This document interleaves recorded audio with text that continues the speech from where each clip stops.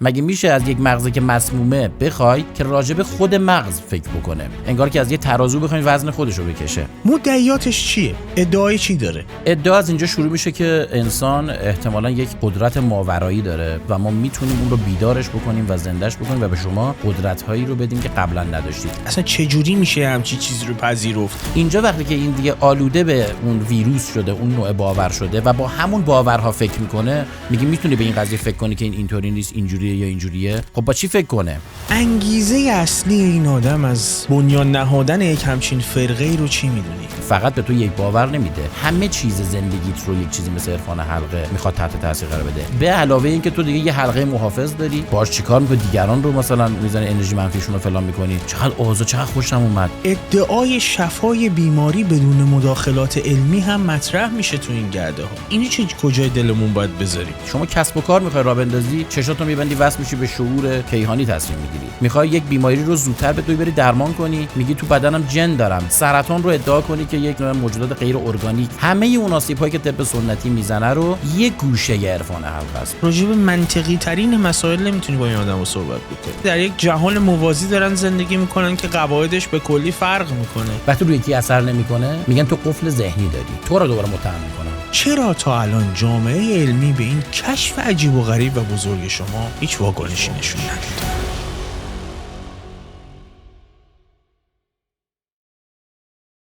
همونطور که از تیتر برنامه برمیاد، امشب قرار راجع به عرفان حلقه با هم گفتگو کنیم و خب صادقانه اگر بخوام بگم من نمیتونم روایتگر بی‌طرفی باشم در رابطه با این موضوع، چون اساساً با خرافه مشکل دارم.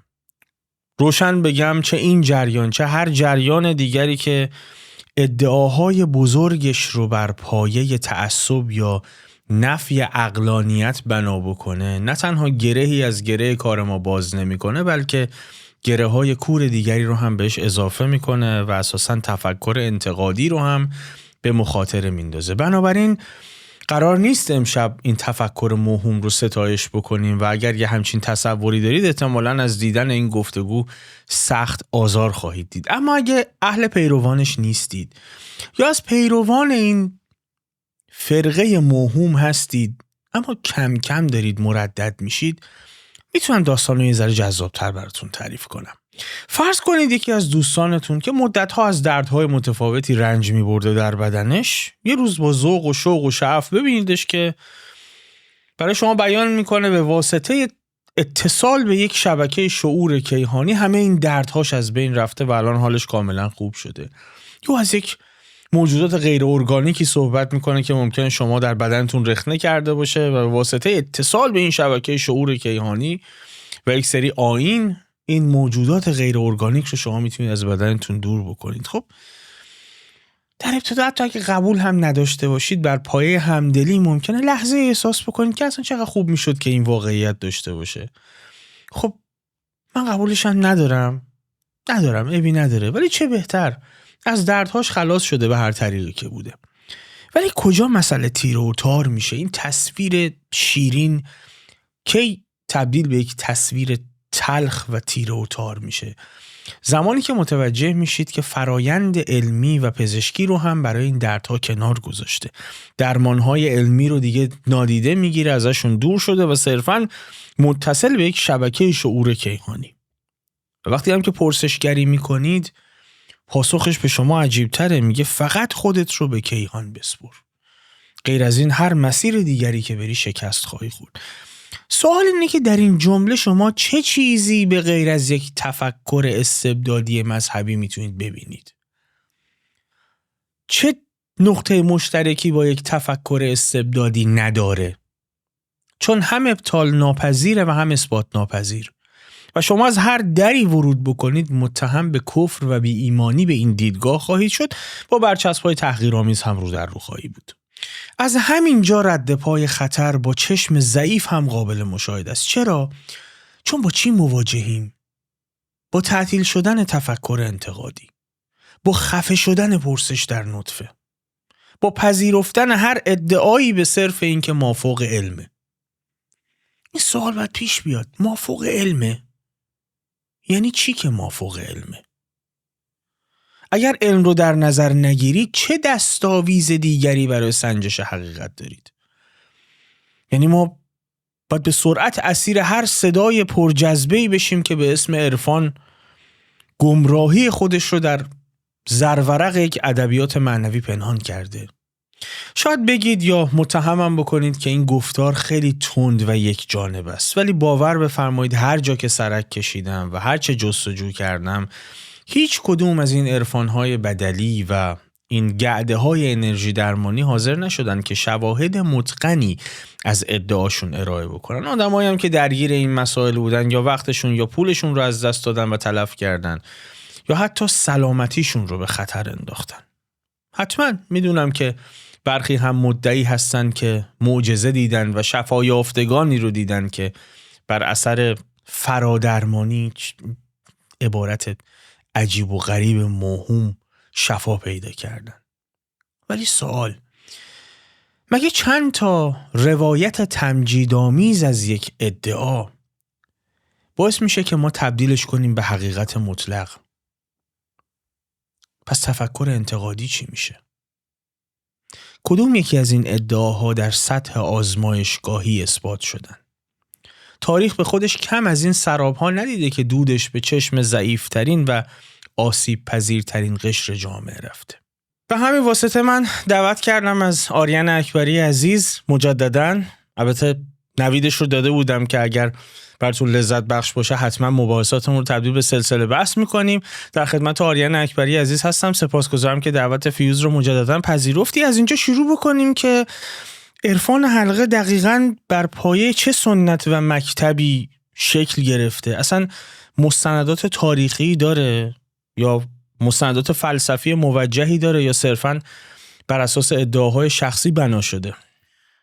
خیلی ممنون از دعوتت مجدد. حالا قبل از اینکه بگم من درود بفرستم خدمت مخاطبا و ممنون از استقبال خیلی خوبشون و مخاطبای واقعا فیوز خیلی متفاوت بودن از مخاطبای اینستاگرام، برخلاف پیش‌بینی من که 90% ممکن بود کامنت منفی باشه. برعکس زیر 1% بود فکر می‌کنم منفی و این اولین بار بود که نشون میداد نمیدونم این خبر خوبیه یا خبر بدیه. از یه جهت که خب کامنت‌های مثبت بود، این نشون میده خب یه سری کاربرا بودن که احتمالاً خب در واقع خط فکری نزدیک داشتن، خب نیاز آنچنانی نداشتن. یعنی این آدم میمونه که واقعا چطوره، یعنی اون دسته‌ای که واقعا نیاز بهش داشتن و اون باور رو داشتن باید کنار میذاشتن شاید اصلا ندیدن، نمیدونم. حالا باید راجع به این صحبت بکنیم، ولی امیدوارم این حداقل این پادکست برسه دست اونی که نیاز داره و کامنت منفیش هم من خیلی نگرانش نیستم. یعنی اگه شده بیاد فوشم بده به من بده، فقط ببین ولی فوش بده. فقط شما نمیخوری، فوشا رو منم میخورم و حواست باشه. بله.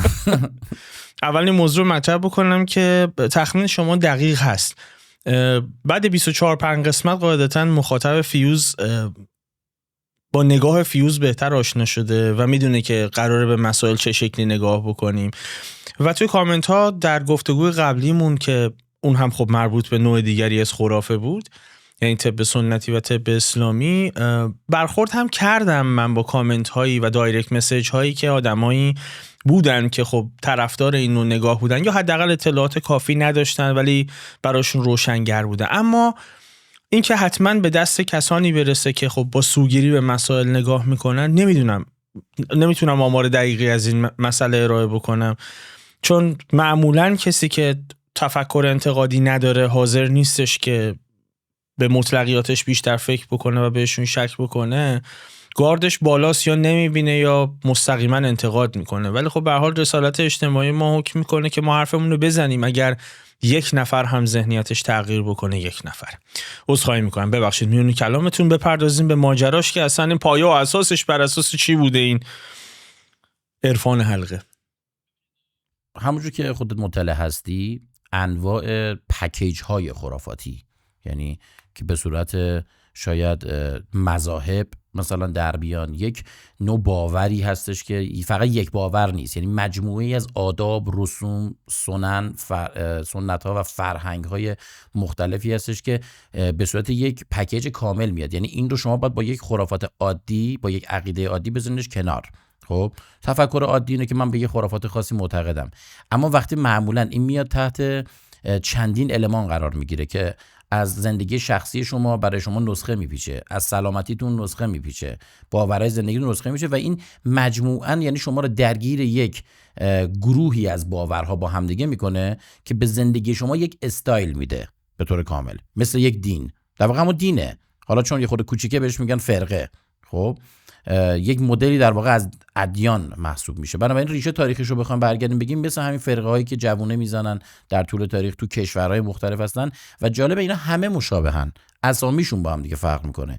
یعنی همین مراسمی که شما در شمنها میبینید امروز، هواپونوپونو مثلا میبینید، یک قوم آفریقایی، قوم مثلا آمازون بهش معتقدن، همشون کارکردشون یکیه و همه اینها برمیگرده به همون خطای شناختی یا باگ هایی که مغز داره. حالا اسمش رو اگه باگ هم نذاریم، به هر چیز اصلا بذاریم توانایی مغز برای پذیرش اینها. به هر حال یک توانایی و استعدادی مغز انسان داره برای خطا کردن، همون خطایی که بینایی ما هم داره و شعبده بازا ازش استفاده میکنن.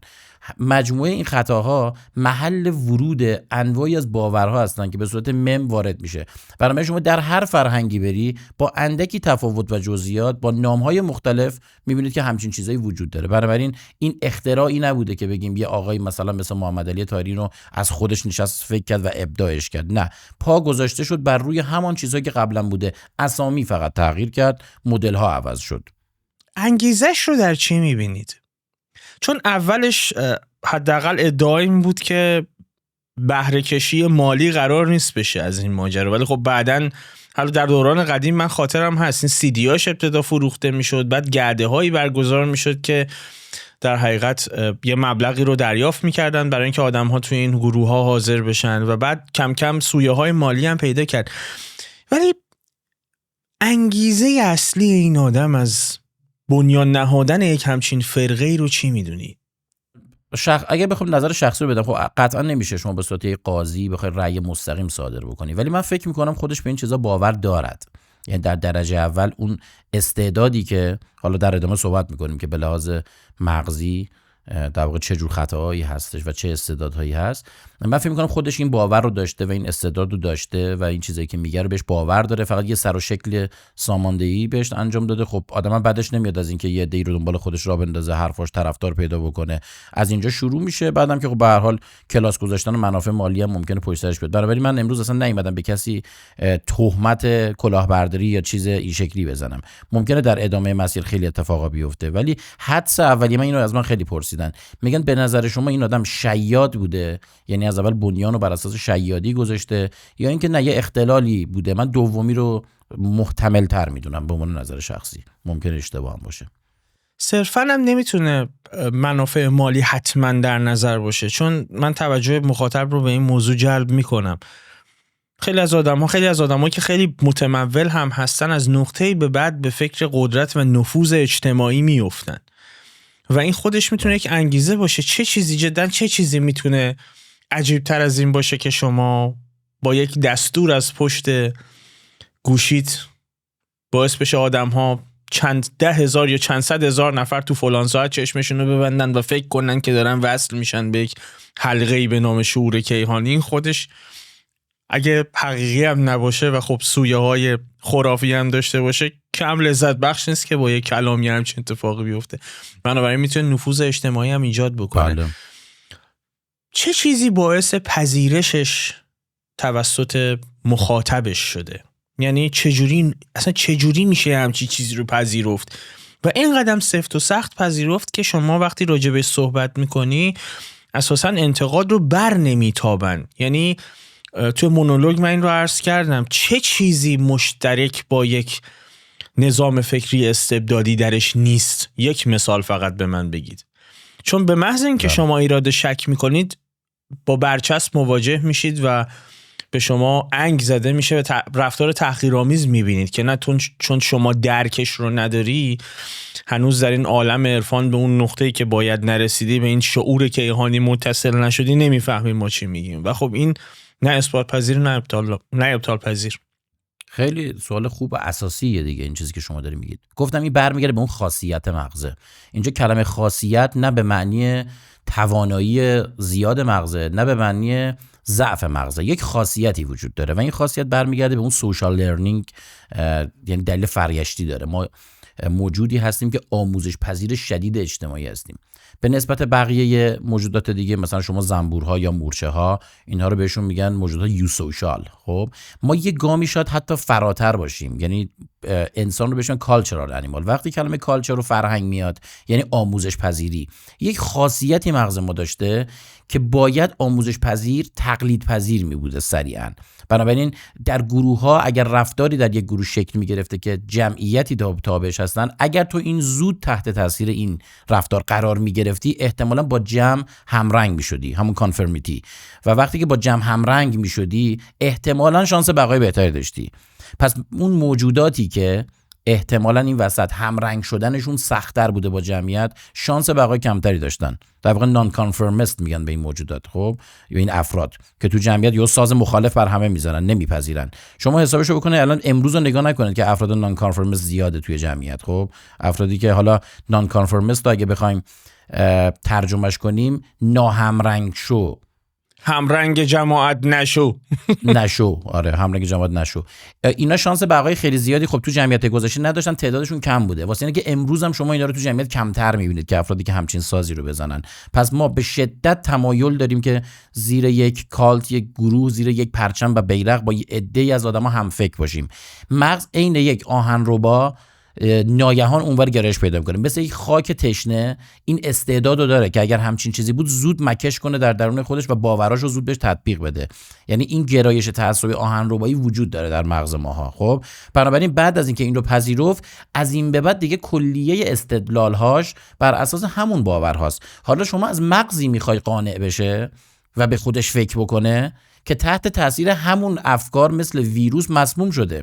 مگه میشه از یک مغزی که مسمومه بخوای که راجب خود مغز فکر بکنه؟ ببین شما از مغزت ممکنه بخوای که راجب دستت فکر کنه، خب راجب معدت فکر کنه، ولی ازش بخوای راجب خودش فکر کنه در حالی که خودش مریضه، نمیتونه. من یک مثالی در یک پادکستی زدم، گفتم انگار که از یه ترازو بخواید وزن خودش رو بکشه.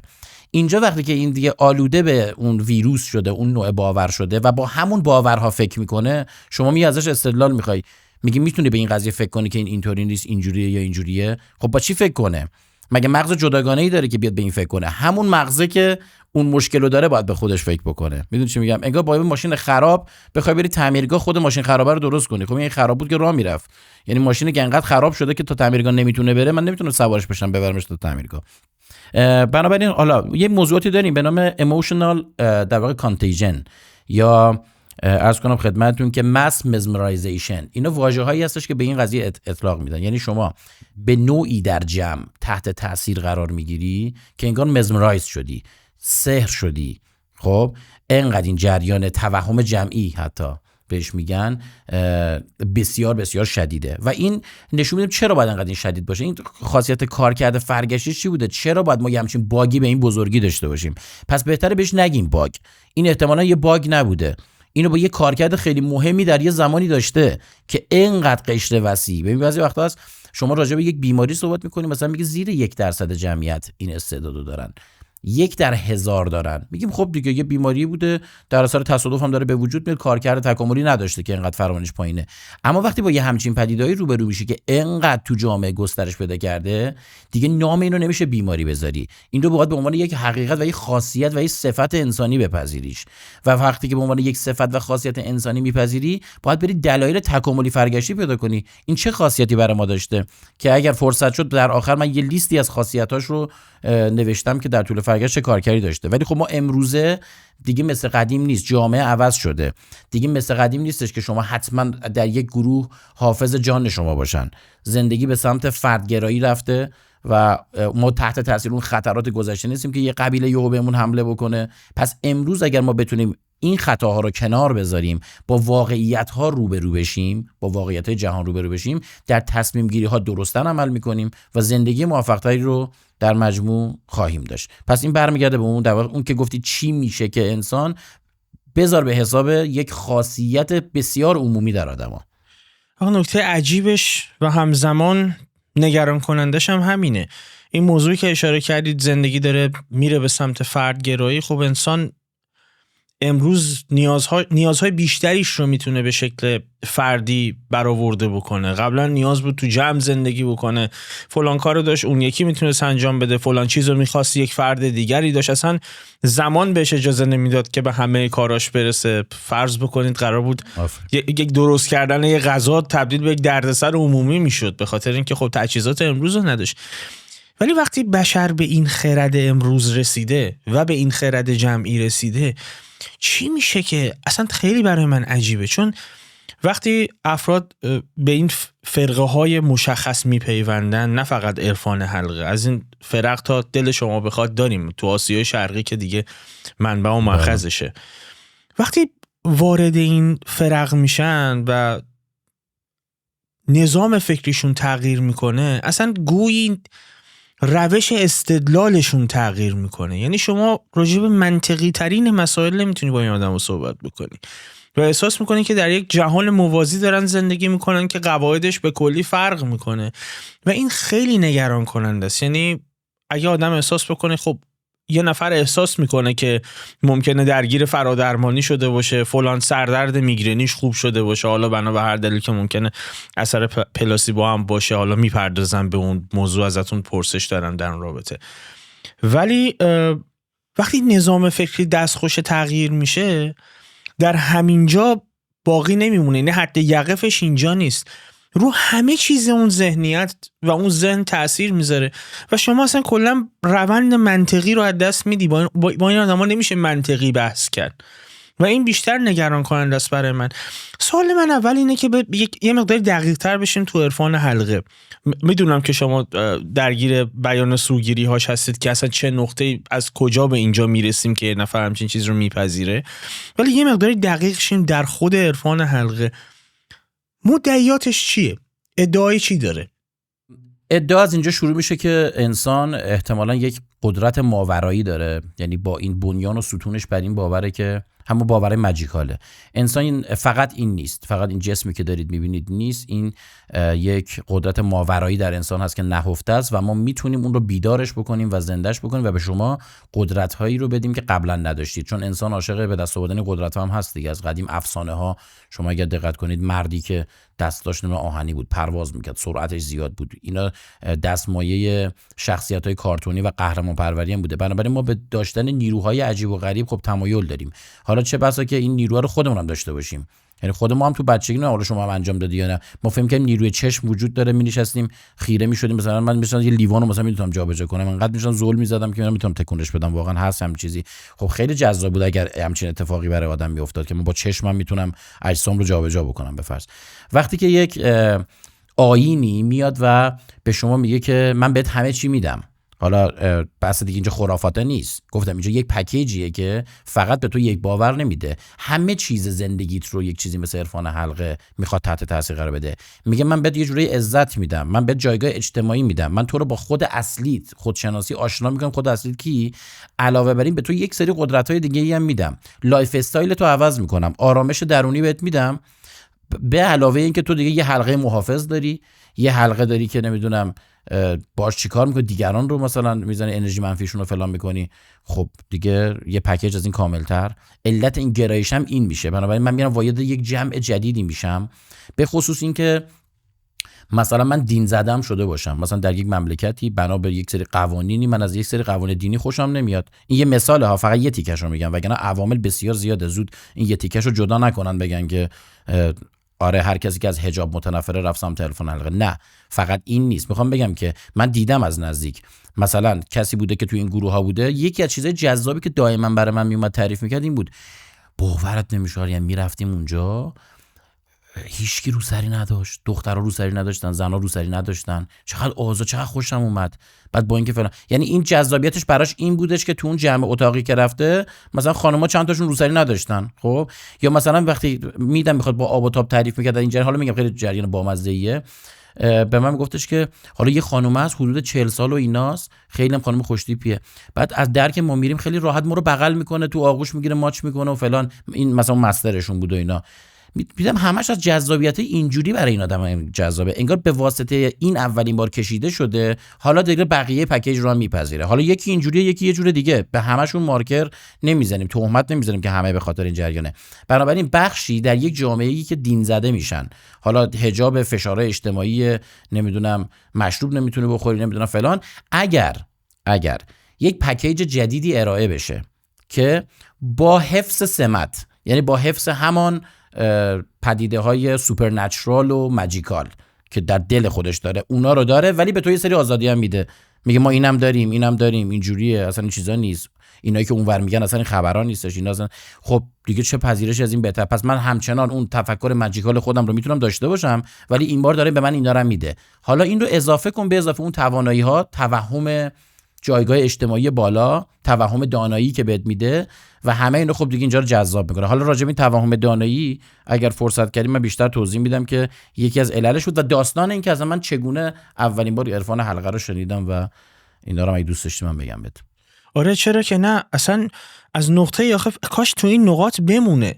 یعنی خب معمولا هدف گذاری اینه که آدم‌هایی که شاید نمیتونم بگم گرایش مذهبی، گرایش به نوعی ماوراء و طبیعه دارن، هدف مناسبی برای این در حقیقت عرفان حلقه هستن، چون اون محدودیت ها رو نداره. یعنی شما گونه دیگری از مذهب رو عملاً پیروش هستی که اون محدودیت هایی که الان مثلا حاکمیت داره اعمال میکنه رو نداری شما. و اصلا این شده یکی از روش های، یکی از استدلال هایی که دفاع میکنن از این موضوع که خیلی هم غم انگیزه برای من. یعنی خب ما توی کشوری زندگی کردیم و میکنیم که مصائب متعددی ایجاد کرده متاسفانه. یعنی عقلانیت در بخشی از حاکمیت، اگر بگیم در بخشیش متاسفانه اونقدری که باید یافت نمیشه و خب باعث شده حتی اونهایی که مذهبی هستن هم از برخی قواعد زده بشن.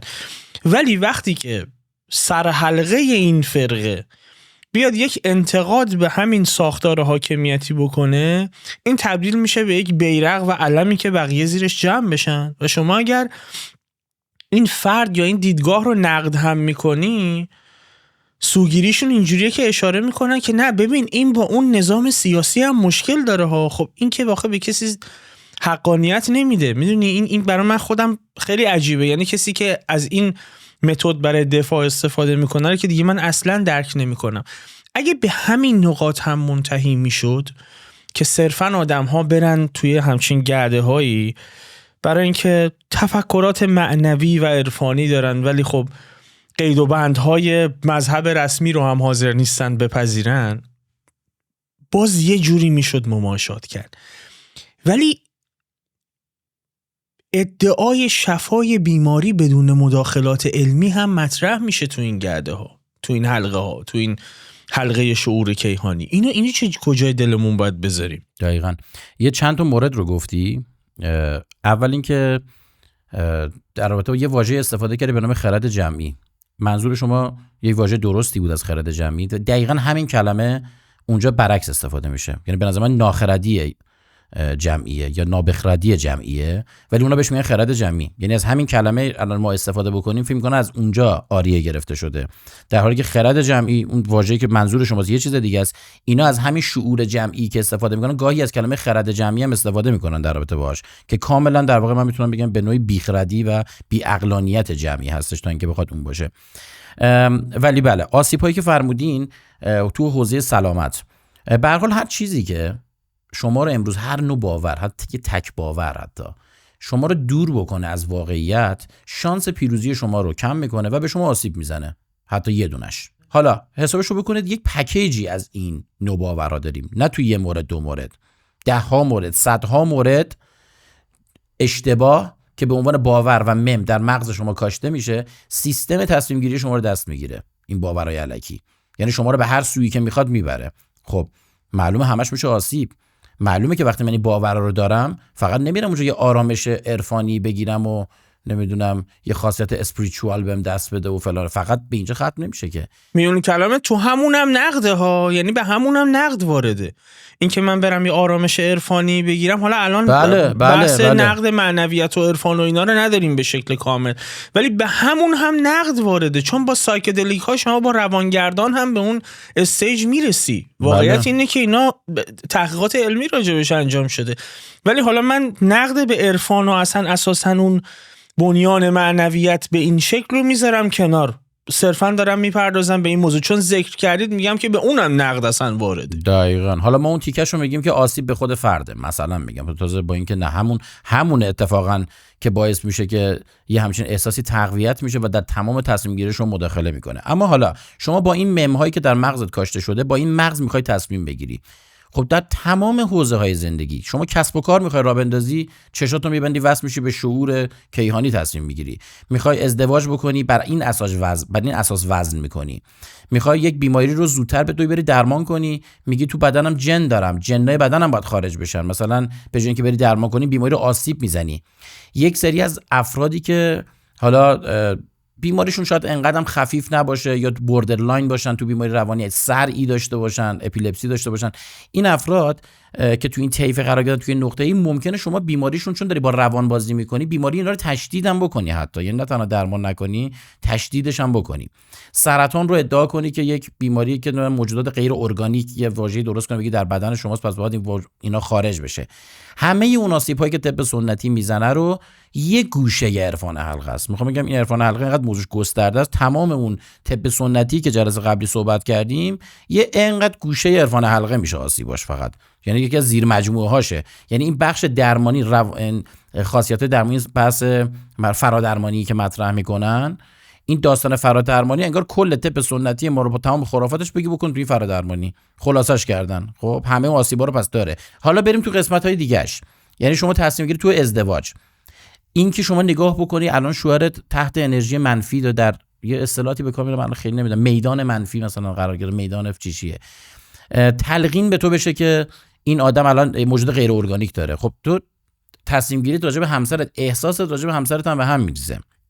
نکته بعدی، توهم دانایی که این جوجه ها شما میگیرید، یعنی با گرفتن چند تا کلمه که لوژی موژی آخرش داره، سایمنتولوژی، چی لوژی، نمیدونم شعور کیهانی، نظریه ریسمان فلان، از فیزیک میزیک، از هر چی یک کلمه فقط بشنوی درکش نکنی، وقتی میرسی تو خونتون دیگه کلمات قلمبه سلمبه صحبت میکنی، دیگه فک فامیلات هم دیگه قبول نداری، یعنی اصلا انگار یه جایگاه اجتماعی خاصی رسیدی. خود همین سوء تفاهم هایی که تو خانواده ایجاد میکنه به دلیل اینکه شما به نوعی اعتماد به نفس کاذب پیدا کردی، خود اینا آسیب میزنه تو روابط اجتماعی شما با دیگران. اولا که تعداد گزینه‌های اینا خیلی زیاده بخوایم بگیم، یعنی شما وقتی که به همین قضیه اعتقاد دارید که من چشمامو ببندم، موجود غیر ارگانیک از راه دور میتونم از بدن یکی دیگه خارج کنم، پاکسازی کنم یه منطقه ای رو، بدون اینکه اصلا بفهمی منظور از پاکسازی چی، از ویروس، از میکروب، از چی پاکسازی کنی، بدون اینکه متر و معیار داشته باشی، معتقد به این باشه که از شیراز میشینم تو تهران خونتون رو پاکسازی میکنم، یه همچین چیزی.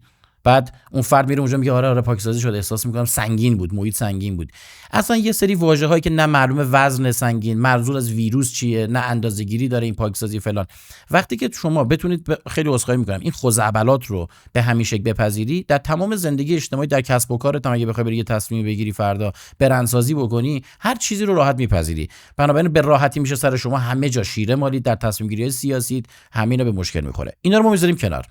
یه سری آسیب‌هایی داره که حالا از دل این یه سری میتونیم بگیم کثافات بیرون کشیده میشه دیگه. حالا مثلا مثل خود پزشکی که خب یه علم درستیه، ولی ممکنه این وسط شما یه پزشک کلاهبردار شیاد هم این وسط داشته باشی، اون به علم پزشکیه آسیب میزنه حضور اون آدم، در حالی که علم پزشکی درگیر این نیست. حالا مثلا شما میایید ایراد که میگید که فلان مستر عرفان حلقه به یه خانومی تجاوز کرد، میگن خب این به عرفان حلقه چه ربطی داره؟ راست میگن، این خطای اون آدمه، ولی موضوع اینه که اون بستری رو ایجاد کرده که این میتونه همچین خطایی رو ایجاد بکنه. یعنی اون اومده یک کردیتی داده به یک مستری که این توانایی‌های جادویی داره. خب مسلما زن طرف بره اونجا ببینه یک مستری اونجا توانایی جادویی داره، دوست داره از توانایی جادویی اون استفاده کنه، در واقع یک جایگاه اجتماعی بالایی بهش میده، یه استیتس به این آدم میده که در حالی که این آدم پوچه از این قضیه، ولی بهش یه جایگاه اجتماعی داده با نیروهای خاص. بنابراین این خانم راحت‌تر تحت فریب این یا تحت کنترل این آدم قرار میگیره. من از زمانی که این مبارزات رو شروع کردم به نوعی، تعداد دایرکت های من خیلی زیادی داشتم همیشه، یعنی وقتی شروع میشد خب این وایرال میشد، میلیونی میشد اینا، دائما تو دایرکت میومدن چه چیزایی از این مسترا میگفتن. مثلا خانمه میگفت یکی از اینها، باز الان میگم اینو که من بگم میگن چرا اینو به حساب عرفان حلقه میذاری، بهتون میگم درسته در ذات عرفان حلقه شاید همچین توصیه‌ای نشده که به زن مردم تجاوز کنید، ولی میخوام بگم بسترش رو این گونه فراهم کرده بود که میگفتش که من چند جلسه رفتم، این آقا نگاه کرد گفتش که تو تحت میدان مثلا منفی اینجور چیزا هستی، موجود غیر ارگانیک و اینا داری، بعد گفتش که به من احساس نمی‌کنی رابطت با همسرت چیز شده یه چند وقتی که مثل قبل نیست، مثل اوایل ازدواج نیست. همین موضوع کلی دیگه، کی رابطش مثل اوایل ازدواجه؟ خب 90% زندگی شاید مثل اوایل ازدواج نباشن. خب بعد من گفتم آره، گفته خب من دارم اینو میبینم با چشم، میگه من تحت تاثیر قرار گرفتم که این چگونه همچین چیزو تشخیص داد، پس این نیروی ماورایی داره. بعد گفتم راه حلی داره، گفت آره باید پاکسازیش بکنی، خب اینو باید خارجش بکنی. گفتم چه جوری؟ فلان روز بلند شو بیا تنها. میگه یکی دو بار 2-3 جلسه تنها بود و اینا. بعد گفت نه مثل اینکه خیلی سخته، تو باید لباساتو در بیاری و بعدن مثلا باید با من رابطه داشته باشی تا این خارج شه.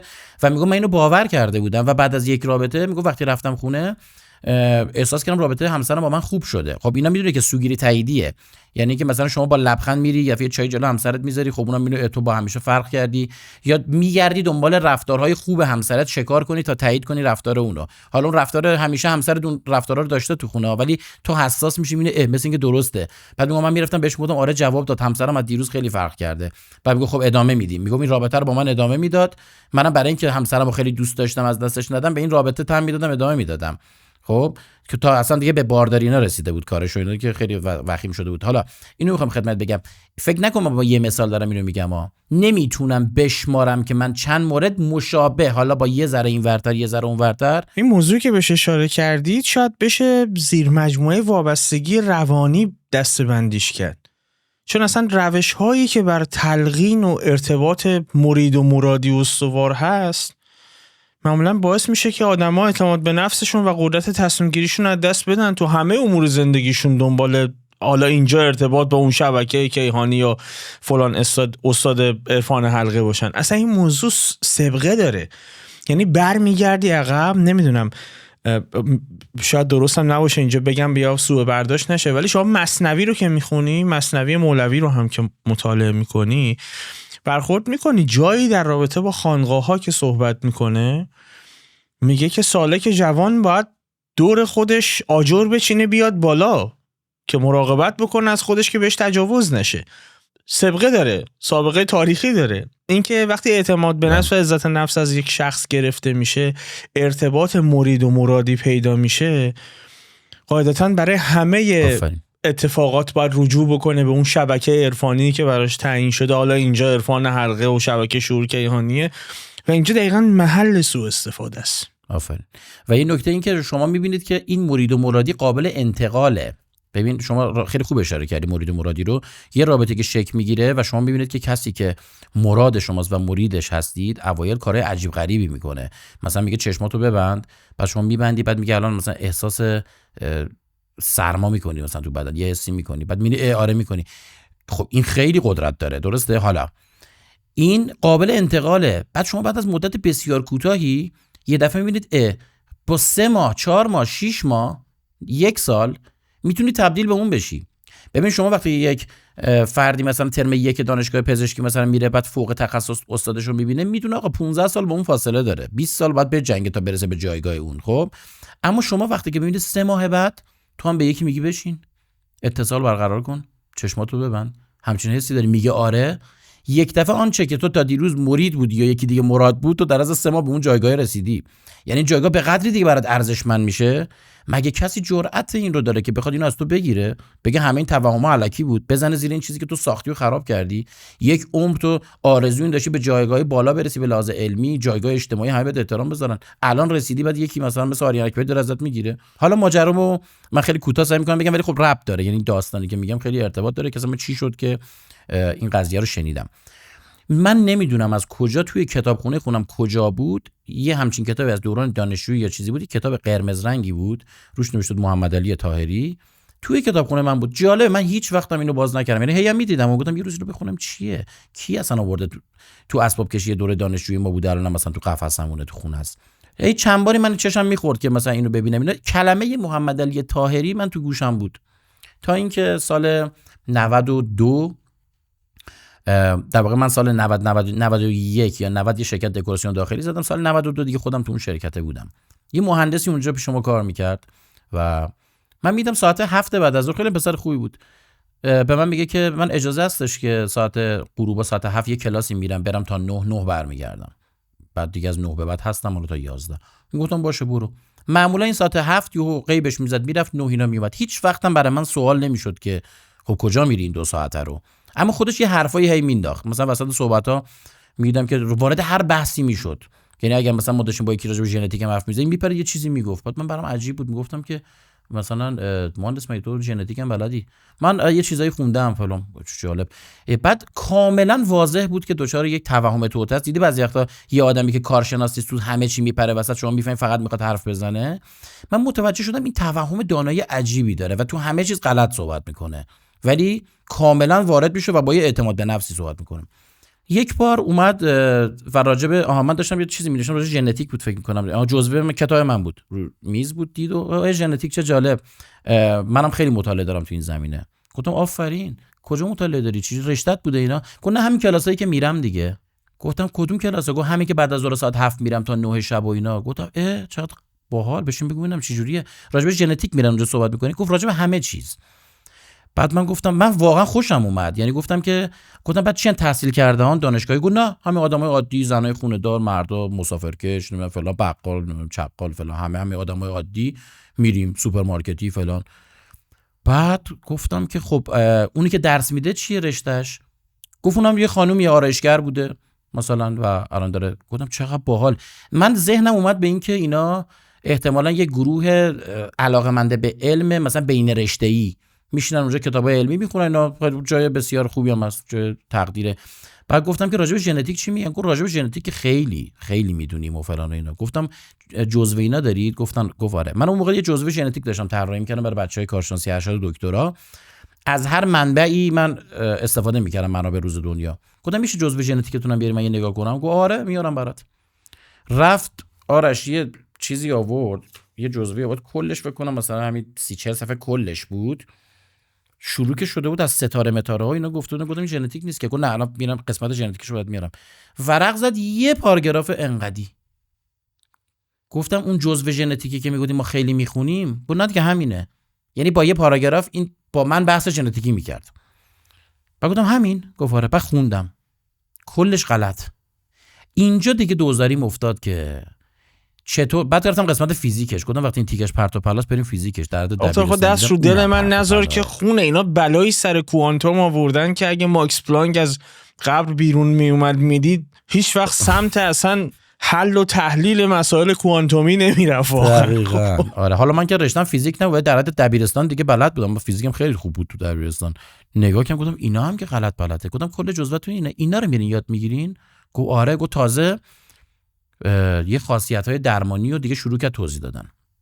باز هم من اونچنان مشکوک نشدم. گفتم والا حرفایی میزنن، انقدر سرم شلوغ بود وارد ماجرا نشدم. تا اینکه من برادرم یه دیسک کمری داشت و خیلی درد می‌کرد اینا، تو مغازه بود. گفت می‌خوای چیز کنم شفاط بدم بشینی ارتباط بگیری؟ گفتم یعنی چی؟ گفت بشین ارتباط بگیر، ما تو همین کلاس‌ها یاد گرفتیم از شعور کیهانی فلان میکنه، هی حرف زد و فلان، شما یه سری موجودات غیر ارگانیک داری، اصلا خودت میدونی موجود غیر ارگانیک داری. گفتم یعنی چی؟ اینا تو توضیح بده مهندس ببینم چی میگی. گفت من در شما میبینم، باید اینا رو یکی یکی خارج کنم از بدنت فلان. اینا شروع شد. بعد داداش منو نشوند و گفتم انجام بده ببینم. من فهمیدم یه چیزی مثل هیپنوتیزمه. خب البته راجع به هیپنوتیزم خب خیلی الان میشه حرف زد، چون اصلا کاملا مشترکه دیگه. یه هیپنوز جمعیه در واقع، کالکتیو در واقع هیپنوزه به نوعی. بعد گفتش نشوند و گفت چشاتو ببند و داداش منم بست و بعد گفت الان یه همچین چیزی داره؟ گفت نه. گفت اینجوری هر کاری کرد این گفت نه. گفت همچین چیزی میبینی؟ گفت نه. چشاشو باز کرد. من فهمیدم که خب این گفتم خب تو داری اینو هیپنوتیزم. نه این هیپنوتیزم نیست، این یه چیزی وصل میشیم به شعور کیهانی اتصال سر ساعت 11 همه باید وصل شه. بعد من همونجا سوال می‌پرسیدم گفتم همه کیان؟ گفت کشورهای مختلف، حتی آمریکا فلان، یه گروهی اون موقع وایبر بود اسم این نرم افزار اگه اشتباه نکنم، یه چیز بنفش بود. اونجا گروه اینجوری داریم و اینا سراسر جهان. بعد گفتم خب 11 ایران، 11 آمریکا، این 11 چه جوریه؟ 11 کدوم کشور؟ بعد این اتصال برقرار بشه. به افق کجاست؟ آره به افق کجاست؟ گفت ما 11 رو گذاشتیم معیار ایران. خب بعد 11 نمیتونست خودش جواب بده و اینا. بعد حالا بازم من برام مهم نبود، گفتم یه گروه خرافی ان دورم جمع شدن فلان. بعد گفتم این از کجا اومده ریشش؟ گفت یه آقایی به نام محمد علی طاهری. تا گفت محمد علی گفتم دیدم اسم آشناست، گفتم یه کتاب اینجوری داره. گفت آره. بعد این یه نخبه‌ای بوده که حکومت هم باش چیز بوده، مخترع بوده، یه سوپر مثلا عقل فلانی بوده و اینا. حتی همین که گفتی حکومت هم حتی گرفته بودش، می‌خواست به من بفهمونه که یعنی ببین اینا گرفتنش دیگه، ببین چه داستانیه. این یک امتیاز هم به حساب میاد گویی، یعنی که چون اینو حکومت چند بار گرفته، البته که اون حکومت هم خودش نگرانی‌هایی در رابطه با فرق مذهبی متفاوت داره که خب این روایت واحدش به خطر نیفته، ولی این آخه اصلا این چه دلیلی برای سوگیریه؟ یعنی این چه دلیلی برای تایید اون آدمه؟ یه آدم ممکنه دزدی هم بکنه، جنایت هم بکنه، حاکمیت بگیردش. این دلیل نمیشه که شما بخواید دنبال روی بکنی ازش. خب دقیقاً. بعد گفتم چرا گرفتش؟ یعنی به خاطر اینکه خیلی باهوش بوده؟ گفت بله چون خیلی نخبه. گفتم مگه خیلی نخبه باشی میگیرنت؟ گفت خیلی نخبه بوده گرفتن. این تا اینجا بماند تا من گفتم که خب این جریان خب یه گروهی ان، حالا یه 30-40 نفر 50 نفر 100 نفر اینطوریه. تا اینکه همین آدم رو من فرستادمش، رفت یه دونه مطبی بودش یه جایی بره اندازه‌گیری کنه، دربای شیشه‌ای و اینا بزنه. بعد دیدم که با اون خانومه که اونجاست گل میگن و گل میشنون و خیلی فلان. گفتم آشنا بودیم با هم؟ گفت نه اونم عضو همین فرقه است. من تازه فهمیدم. گفتم یعنی چی؟ گفت من تصادفی یه کلمه رو انداختم موقعی که داشت اینجا درست میشد، یه چیزی رو گفتم یهو این سرشو برگردون گرفت و گفت شما هم عضو عرفان حلقه این؟ منم گفتم آره اینم بود. بعد فلانی هم بود. دیدم مگه میشه یه دفعه توی یه مطب 3 نفر عضو بودن؟ پس این احتمالاً خیلی فراوانیش باید بیشتر از اینا باشه. دیگه وارد در واقع قضیه و تحقیق و اینا شدم، دیدم بابا تو فاصله 1 متری خودمون، مغازه بغلی، مغازه اینوری اونوری، اصلا یه جمعیت میلیونی ان. فقط گروهاشون اینا میرن توی خونه دیگه جمع میشن، اینا میرن توی گروه دیگه در واقع جمع میشن. این بود که دیگه بیشتر موشکافانه وارد این جریان شدم و فهمیدم که چه ساختاری رو اینا تشکیل دادن و بر اساس چی دارن در واقع جلو میرن. مقوله اینه که ابهام در تعریف هم هست. یعنی من حداقل هر جا که سرک میکشم بالاخره یه نفر نمیتونه دقیقاً مشخص بکنه این شعور کیهانی اصلا چطور قابل اندازه‌گیری و شناخته. حالا اینکه به افق کجا کی باید به کی متصل بشه و ولش کن، این اصلا با چه معیاری قابل اندازه‌گیری و شناخته؟ شما تو علوم جدید پدیده‌های قابل مطالعه به یک سری تعریف دقیق و چارچوب تجربی نیاز دارن دیگه. تو عرفان حلقه شما شعور کیهانی رو عموما تو یک سطح مبهم و استعاری میبینی، اصلا شواهد تجربی از این نیست. و بعد ببین شما انسان به کدوم نقطه میرسه. یعنی اینجاش برای من خیلی عجیب و در این حال هولناکه که شما احساس بکنی میتونی امواج فرادرمانی برای کسی ارسال بکنی. یعنی شما انقدر خودت رو محل اعراب بدونی که من میتونم امواجی از خودم ساطع بکنم که کسی رو در اصلا خیلی این توهم عجیبی. این ادعای فرادرمانی چیه و از کجا اومده؟ آره ببینید همین بحث سوگیری تاییدی خب که در مادر در واقع یا پدر جد اکثر خرافات هست، تو این قضیه خیلی دخیله. به عنوان مثال من به شما میگم که آره شما از این لحظه به شما یه حلقه میدم، حلقه محافظت مثلا، یه همچین چیزی. میگی چی؟ میگم این از بیشتر آسیب‌هایی که قراره به شما برسه جلوگیری میکنه. از این دفعه شما حواست دیگه جمع‌تر میشه. داری تو خیابون راه میری یا میبینی یه گلدون 5 متری افتاد اونجا رو زمین، میگه این حلقه باعث شد رو سر من نیفتاد. حالا در حالت عادی هم از این اتفاقات زیاد میفته، منتها حواس شما نبوده. اما از لحظه که صاحب این حلقه هستی دائما میگه ببین در هر لحظه برای من اتفاقی نمیفته. الان امروز صبح برای شما اتفاقی نه، ماه اخیر اتفاقی برات افتاده؟ نه، تو 1 ماهه که دائما داره اتفاقی برات نمیفته، هر لحظه داره نمیفته. حالا اگه من بهت میگفتم که یه حلقه تو داری، در کل 1 ماه دائما میگفتی راست میگه، ببین این نشد اون نشد. ماشین جلویی تو اتوبان تصادف میکنه، میگه ببین میتونست اون من باشم ولی من نبودم. خب همین دیشب من داشتم میبودم 2-3 تا تصادف تو اتوبان همت مثلا دیدم. خب من الان یه تصادف میبینم، خب یکی تصادف کرده رد میشم، ولی از لحظه که این حلقه رو دارم میگم این قرار بود برای من باشه ولی نشد، پس حلقه محافظ داره کار میکنه. از این دفعه با سوگیری تاییدی این رو شروع میکنم به جمع کردن. برای درمان هم همین شکله. یعنی شما مباحث درمانیش که بیشتر هولوش همون تلقینه دیگه. خب یعنی اگر بخوام نگاه کنیم مثل همون تلقینی هستش که شما در هیپنوتیزم دارید در واقع انجام میدین، به نوعی اثر پلاسیبو اینجا دوباره تقویت میشه و شما احساسایی رو میکنید که بله همون اندازه که اثر پلاسیبو میتونه رو بعضی چیزا تاثیر بذاره، عرفان حلقه، پایه میز، طب سنتی زردچوبه، هر چیزی که بگی و آب مقطر، همه اینها میتونه به همون اندازه اثر پلاسیبو رو برای شما ایجاد بکنه. پس چیزی در دل خودش وجود نداره. این ادعا که میشه بیماری‌های جسمی و روانی رو با اتصال به این شعور کیهانی درمان کرد، اصلا زیر ذره‌بین هیچ پژوهش علمی موثق و بی‌طرفانه‌ای قرار گرفته تا حالا. البته میدونم ما قبل این مسائله، ولی سعی شده اصلا پژوهش علمی راجبش شکل بگیره؟ ببین هیچ وقت که پژوهشگر بالا نمیشه از اونور دنیا مثلا بیاد ایران یا بره ببینه یکم تو عرفان حلقه میگن به شعور کیهانی. قبل از اینا انواع این ادعاها توسط شیادانی در طول تاریخ تو اروپا زیاد بودن.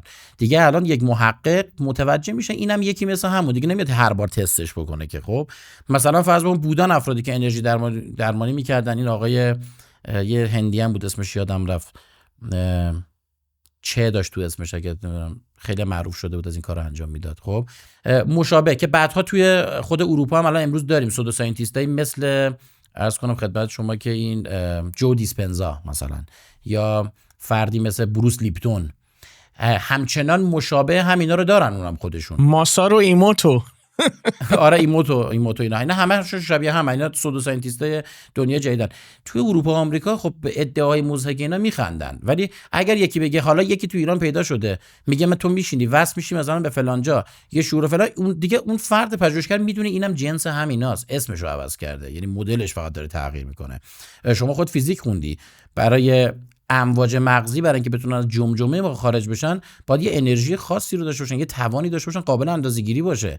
برای اینکه بتونه به یه شهر دیگه برسه فکر می‌کنم اگر موجی وجود داشته باشه باید فکر کنم کلی تقویت کننده سر راه این قرار بگیره. یه برقو شما می‌خوای بکشی به یه جای دیگه باید وسط راه چند تا فکر کنم از این اکسلراتوری یه چیزی باید بذاری که این تقویت بشه. ولی طرف ادعا می‌کنه از تو کانادا میشینه از پشت گوشی میگه من حلقاتون رو اخیراً اصلا یه ویدیویی دادن که من از بس این ویدیو دیگه به نظرم چیپ بود، حتی طرفداران عرفان حلقه دیگه اومدن توی پست من، خود طرفدارا به جای اینکه منو فوش بدن می اومدن می نوشتن این خودش نیست، اونی که این دیگه، یعنی به قدری پرت و پلا بود بدلشه ها، بدلشو ساختن فرستادن. یعنی خود اینا دیگه با این مغزشون حساب کن که این همه سوگیری داره، اینا دیگه باور نمی‌کردن این حرف خودش باشه. چی گفت عده‌ای از ایران میگن که چرا حلقه‌ای ما دیگه کار نمی‌کنه.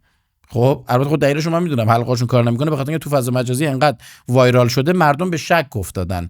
حالا سوگیری تاییدیشون در جهت این رفته که ببینیم نکنه این حلقه کارم نمیکنه. خب حلقاش به دلیل وجود ماها کار نمیکنه. من توجیهی که کرد که عالیه، این که گفت زنگ بزنید پشتیبانی زنگ بزنید پشتیبانی دیدی زنگ بزنید پشتیبانی حلقه ها رو متصل کنن. آره خب این یعنی چی؟ یعنی شما یه پشتیبانی داری حلقه رو بچه‌ها زنگ بزنن. خب چرا تلفن تکنولوژی استفاده می‌کنی؟ از همون حلقه شما متصل بشین، چرا با تلفن، کامپیوتر، CRM فلان از تکنولوژی روز استفاده بکنیم برای اینکه حلقه مهم رو برای شما فعالش بکنیم. اون فعال شدن آیا فعال میشه؟ خب مجددا بعد از اینکه طرف احتمالاً اگه پولی بده شارژ کنه یا نه بهش بگن شارژ شد و فعال شد، از اون لحظه دوباره سوگیری تاییدش اینجوری میشه نه مثلا که واقعا شارژ شد، احساس خوبی دارم، مثلا اثر پلاسیبو. حالا شروع میکنه به جمع‌آوری شواهد، مجدد این قصه ادامه داره. میتونه داره نیاز عاطفی و معنوی رو پر میکنه، چون آدمایی تو برهه‌های سخت زندگیشون حالا ممکنه با بیماری مواجه بشن، با سوگ مواجه بشن، با بحران اقتصادی عاطفی مواجه بشن، دنبال چه می‌دونم تکیه‌گاه متفاوت از ساختارهای معمول مثل خانواده و دوستان و حتی مذاهب و ادیان رسمی باشن. این فرقه ها یا جریان ها با ارائه یک سری راه حل های سریع به نظر میاد نوید بخش حاضر میشن، خلأ احساسی معنوی رو میخوان پر بکنن. چجوری باید به مخاطبی که تبدیل به هدف اینها میشه و خب سیبل مناسبی میشه براشون و روشون سرمایه گذاری میشه، چطور این رو باید حالی کرد که این مسیرش نیست؟ واقعا بسیار کار سختیه و من هر چی میره جلوتر به سخت‌تر بودن این قضیه بیشتر باور میکنم. یعنی من اوایل کار فکر میکردم الان شما یه ویدیو روشنگری بدی بیرون و ثابت کنی که خب انرژی مفهومش چه چیزی است، انرژی منفی ما نداریم، کسی که سر داره جن نداره تو بدنش. فکر میکردم مثلا بعد اونی که باور داره، من خودم اینجوری خیلی ساده لوحانه فکر میکردم که میشینه الان پای ویدیو میگه چه جالب، خب تموم شد. نه، اصلا اینجوری نیست. اگر شما بیای ببینی که همسایت طرفدار این فرقه هست، اون یکی هم هست، هم دارن میگن خوبه، هم تایید میکنن، تو نتیجهشو دیدی؟ آره. تو چی دیدی؟ اونم یه داستان میگه. تو دیگه چی دیدی؟ من یکی درمان شد، یکی پرواز کرد. همینجوری وقتی که شما هی تایید میگیری و این در واقع یک همرنگی بسیار تو جمعیت بالا میره، یک دست بودن، این تشدید میکنه اون قسمت‌های عصبی مغز شما رو، بیشتر تحت تاثیر قرار میده که باورپذیرتر بشی برای سری قبلی. در واقع اون سنسورهات حساس‌تر بشه به این جریان‌ها و این رو ادراکت بیشتر تاثیر بذاره. دقیقاً اون توهم جمعی یا کالکتیو ایلوژن دچار این جریان بشید. مغز ما برای اینکه بتونه خوب تصمیم بگیره و سریع تصمیم بگیره، زمان براش خیلی اهمیت داره. واسه همین وقتی با یه پدیده این مواجه میشه، برای اینکه زود تشخیص بده این پدیده چی هست که زود بتونه قضاوت بکنه و سریعا تصمیم بگیره و واکنش بده، فرصت این رو نداره که اون پدیده رو به صورت ریل تایم آنالیزش بکنه. همزمان میبایست از قبل یه حدس‌هایی بزنه بر اساس الگوهای مشابهی که قبلا دیده. به این میگن سیستم پردیکشن. یک مدل دیگه داریم به نام سیستم فید فوروارد. فید فوروارد یعنی که من همین الان که دارم موبایل یا آرش رو دارم روبروم میبینم، همین الانه که دارم میبینم و همین لحظه در واقع پردازش صورت میگیره. این مدل میگه شما پدیده رو میبینید، همین الان پردازشش میکنی. پردیکشن میگه نه خیر، از قبل چون موبایل های زیادی رو دیدی، تصاویر دیگه رو دیدی، حدس هم میزنی و اون محرک رو میاری تو اون قالب قبلی مغز خودت و وقتی میاری اونجا پردازش میکنی، زودتر میفهمی که جریان چیه. این به سرعت پردازش کمک میکنه. از قبل آماده داری یه سری اشکال رو، بنابراین زودتر تصمیم میگیری. واقعیت مغز دوتای ایناست، یعنی هم مدل فید فوروارد هم پردیکشنه. حالا اگر عاملی تو اون سیستم پردیکشنت، اکسپکتیشنت اگر بتونه مداخله بکنه، یعنی سیستمی که تو انتظار داری اگر بتونه مداخله بکنه، ادراک تو رو و واقعیت دنیای بیرون رو انگولک میکنه و اینجا شما دچار ایلوژن میشی. اگر مقدار این بسیار زیاد باشه، البته بحثش بسیار تخصصیه ولی من میخوام خیلی کلا برای که بشه برای عامه هم توضیح داد، اگر این مقدار زیاد باشه و تولید حتی یک سری تصاویر بکنه، اگر شدت زیاد بشه میشه دیلوژن، یعنی دیگه میشه توهم. من اجازه بده یک کمی ساده سازیش بکنم برای مخاطب که وقت درگیر اشتباه نشه، عذرخواهی میکنم. یعنی من اگر درست درک کرده باشم، اگه بخوایم تعریفی ارائه بدیم، ایلوژن میشه یک نوع خطای حسی که معنیش تفسیر اشتباه از یک محرک واقعی خارجیه.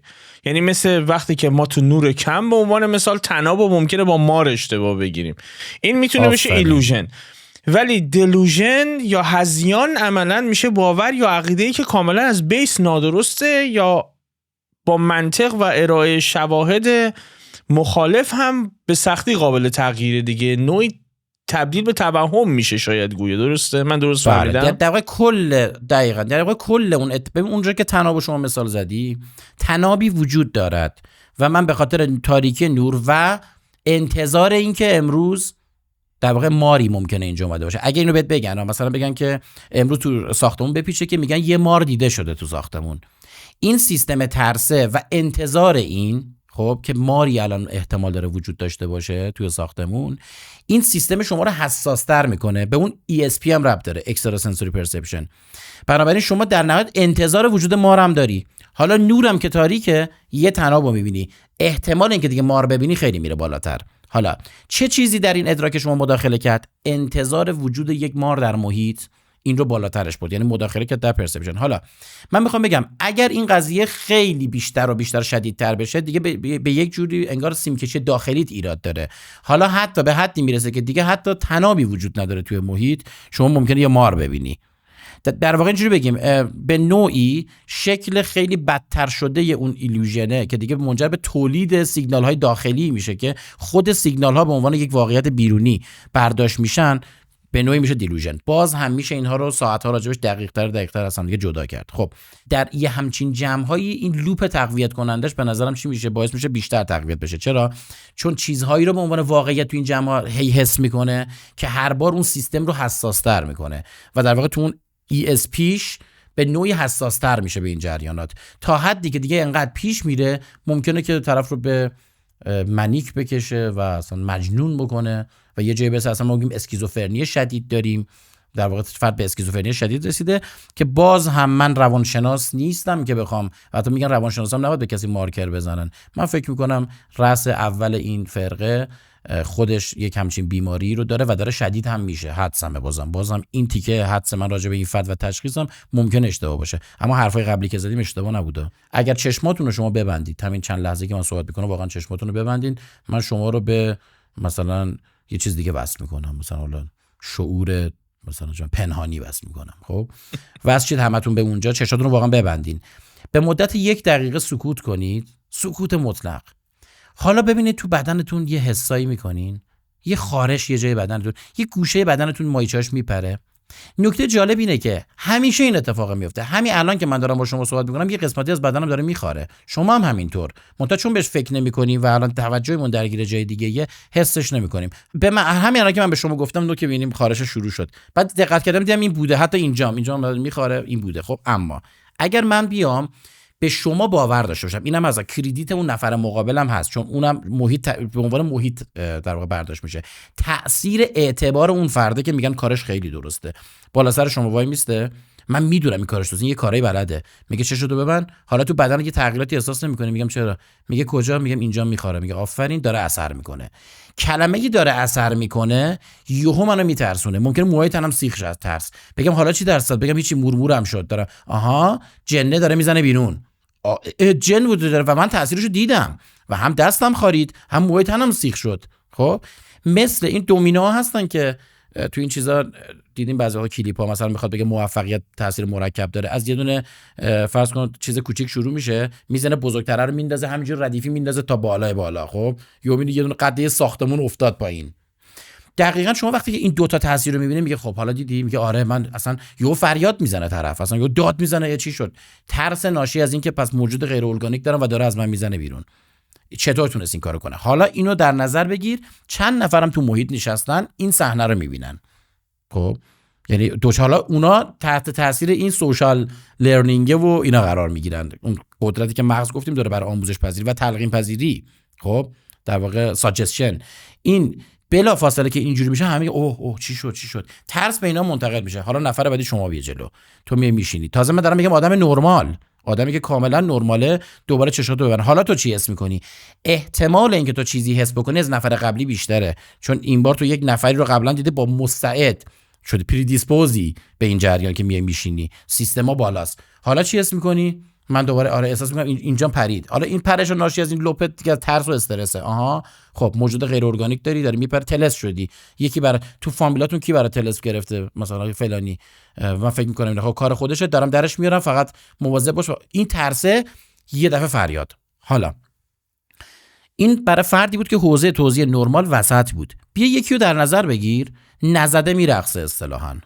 این اصلا کلا خودش همیشه یه درجاتی از توهم همینجوری داشته، بوردرلاین بوده یا اصلا اینور بوده.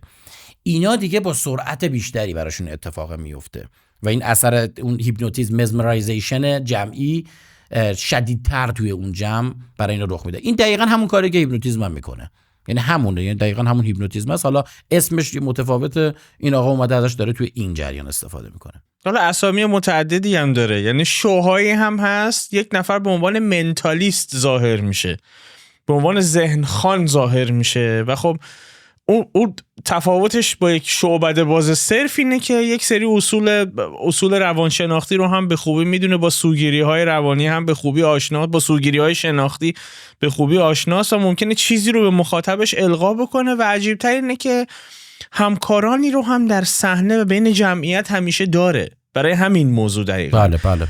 که اگر جمعیت تحت تاثیر قرار نگرفت، همکاران او از میان جمعیت بلند شن و اظهار بکنن که آره خب من دقیقاً تحت تاثیر این چیزی که گفتی قرار گرفتم، این چیزی که گفتی رو دارم حس میکنم. یک نمونه‌ای بود که من اتفاقا توی یکی از درس گفتارهای دکتر مکری هم بهش برخوردم، جالب بود، کلی خندیدم به این موضوع که فرد یک منتالیستی بود که این کارو میکرد و پس از مدتی در یکی از این شوها یک نفر از جمعیت بلند میشه میگه اصلا تو داری چی میگی؟ این حرفایی که میزنی هیچ شواهد علمی و منطقی نداره که. و این آدم یک همکاری رو هم در جمعیت داشت. این آدم بلند میشه میاد روی صحنه، همین آدمی که نقد داشت، و رو به این منتالیست میکنه و شروع میکنه به انتقاد کردن ازش و این منتالیست بهش میگه اگه من دم در گوشت بگم مادرت لحظه‌ای که داشت فوت میکرد در گوشت دقیقاً چی گفت چی میگی؟ و میره در گوشش یه چیزی زمزمه میکنه و طرف میگه که آره تو از کجا میدونستی؟ دقیقا همینو گفت، از کجا تشخیص دادی؟ و طرف بعد از 40 سال توی کتابش نوشته بود که اونم جزو همکاران من بود که من آوردمش بالا. اصلا این ایراد سوال و ایراد شک رو برای این کرد که سوگیری رو تقویت کنه در بین جمعیت که این خودش میکنه. آفرین. عجیبه. آفرین. حالا میدونم توی مباحث فال اگر یه وقت فرصت که دوستان باز اگه علاقه نشون دادن بریم کلا دست فالگیرا رو کنیم، مباحث مربوط به سردخوانی و گرمخوانی، هات ریدینگ و در واقع کول ریدینگ و اینا رو مطرح بکنیم که اصلا کلا بفهمیم اینا دارن چیکار میکنن. یکی از دوباره ترفندها در فالگیری های جمعی هم همینه که شما افراد رو تو جمعیت مینشونید و پیش بینی هایی رو میکنید که خیلی دقیقه و اون فرد حتی ممکنه معترض شما بشه ولی از خودتونه، بعدا معترف به این بشه که من داشتم اشتباه میکردم و شما داشت درست میگفتی. این دوباره تقویت میکنه کردیت کسی که رو صحنه است برای حد زدن های بعدی تو فالگیری. حالا بنابراین شما حتی یه دست اینجاش بکشی بگی حس سرما نمیکنی، میگه آره. دستش اینجا فشار بدی بگی حس گرما نمیکنی، میگه آره. دیگه هر چی شما القا بکنی دیگه میپذیره. خب حالا نمیخوام بگیم این بده ها، بستگی داره تو از این به عنوان چی استفاده میکنی. یکی ممکنه بگه من روانشناسم، یک هیپنورم، دارم هیپنوتیزم میکنم، شیادی تو کارش نباشه. خب و این کمک میکنه به جریان که شما به توی حالت خاصی رو تجربه بکنید و اینا، شاید حتی تو روانکاوی مثلا ازش بتون استفاده بکنن. یا با شعبده باز فرق میکنه. شعبده بازم شیاد نیست، شعبده باز داره میگه من شعبده بازی میکنم، نمیگه من نیروی عجیبی دارم که. خب شعبده ما خوشمون هم میاد، من خودم یکی از یعنی واقعا دوست دارم تو این جلسات شعبده بازی میشم، کیف میکنم یارو انجام میده، چون میدونم که اون ادعای جادوگری که برای من نکرده. خب میگه من شعبده بازم، دارم یک ترفندی میزنم که تو نمیفهمی. ولی اونجایی که وصل میشه به نیروهای ماورایی و از علم کمک گرفته میشه دیگه پای حساسیت میاد وسط. شما حق ندارید خرافاتتون رو با کریدیت علمی به خورد مردم بدید. در یک قدم پایینتر شما بهتره که بگید من عرفان مثل بقیه عرفان ها، پاتو تو حوزه علم نذاری، بگی من کار عرفانی میکنم، وصل میشی به یه جایی و یه حالتایی به دست میده. اما وقتی که میاری شما پاتو تو زمین علم میذاری، داری با زبان علم بازی میکنی، سایمنتولوژی، از فیزیک کوانتوم استفاده میکنی.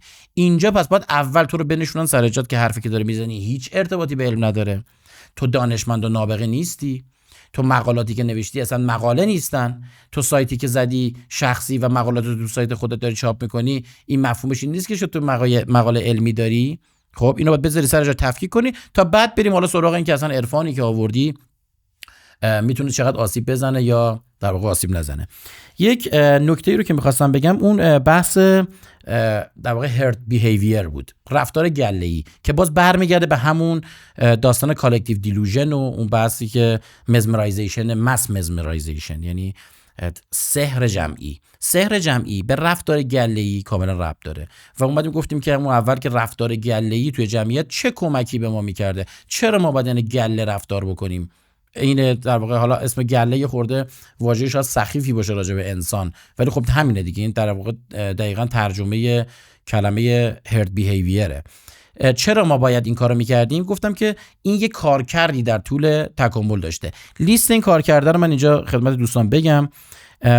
افزایش و بقای گروهی رو بالا میبرده، تقلید رفتار، یعنی هر چی تو مستعدتر بودی که تحت تأثیر جمع قرار بگیره، جو بگیرد، خودم جو محیط. یه دفعه دیدی میری توی مهمونی بعد از خودت بیخود هیچ هم نخوردی، هیچ مواد روانگردانی مصرف نکردی، بعد اون شب این کارا چی بود من میگم، خنده ها چی بود؟ دقیقاً همون خندیدن هم یک جور انتقال در واقع این رفتاره و تقلید میشه، مثل خمیازه که تقلید میشه. خب به اون نورون‌های آینه‌ای و اینا همه میتونه ارتباط داشته باشه. برای ما با مجموعه از اینها تقلید پذیرای خوبی هستیم و وقتی تو این جمع قرار میگیریم شروع میکنیم رفتار رو کپی کردن. خاصیتاش چی بوده؟ افزایش بقای گروهی رو تو جمعیت داشته که منطقیه، کاملا میتونیم بفهمیم. هرچه جمعیت همرنگتر بودن در یک دوره زمانی خاصی موفق‌تر بودن. گروه اختلاف نداشته دیگه، همرنگی اسمش روشه، درسته، کانفرمیتی روشه اسمش. برای اگر من یک جمعیت 5000 نفره توی قبیله یا روستا باشم یا 1000 نفره، هر 1000 تامون متحد یک حرف واحد رو بزنیم تحت یک بیرق، تحت یک رهبر، منسجم تریم دیگه. تا اون یکی گروهی که به قولی سگ میزنه گربه میرقصه توش، این اونو قبول نداره، اون اونو قبول نداره، خب اینا با هم دیگه اختلاف دارن، یک پارچه نیستن. پس افزایش بقای گروهی رو باعث میشده این روش تحت تاثیر جمع قرار گرفتن. بهبود همکاری و انسجام اجتماعی داشته. یادگیری سریع از دیگران رو داشته، چون ما وقت نداشتیم در سیستم تکاملی ببینیم این کاری که داره آرش میکنه برم خودم هم تست کنم ببینم درسته یا نه. همیشه سیستم بر این پایه بوده که کاری که یه فردی کرده احتمالاً آزمون و خطاشو گذرونده و الان فرد موفق کرده یا حداقل بی ضرره. بنابراین بدون اینکه فکر کنی تقلیدش بکن. همین الان من اگر مثلا ببینم آرش پادکست موفقی رو داره میذاره، خب بهتره به جای اینکه برم از اول تست کنم، دوربین بچینم، چه شکلی نور بدم، یه کلمه بگم که آرش کاری که تو میکنی من میخوام انجامش بدم، بهم بگو چیکار کنم. اگر از ادامه کارتو من شروع کنم جلوترم، چرا که تو شاید 5 سال نشستی روش‌های مختلفو تست کردی، نمیدونم اینا، به این رسیدی که الان این مدل پادکست خیلی خوبه، من باید یک روزه اینو از تو یاد بگیرم. پس تقلید کردن به ارزش بقای گروهی و موفقیت کمک میکرده. همین از میمون سانان و اینا که بگیریم هی داره بیشتر میشه تا میرسه به انسان دیگه.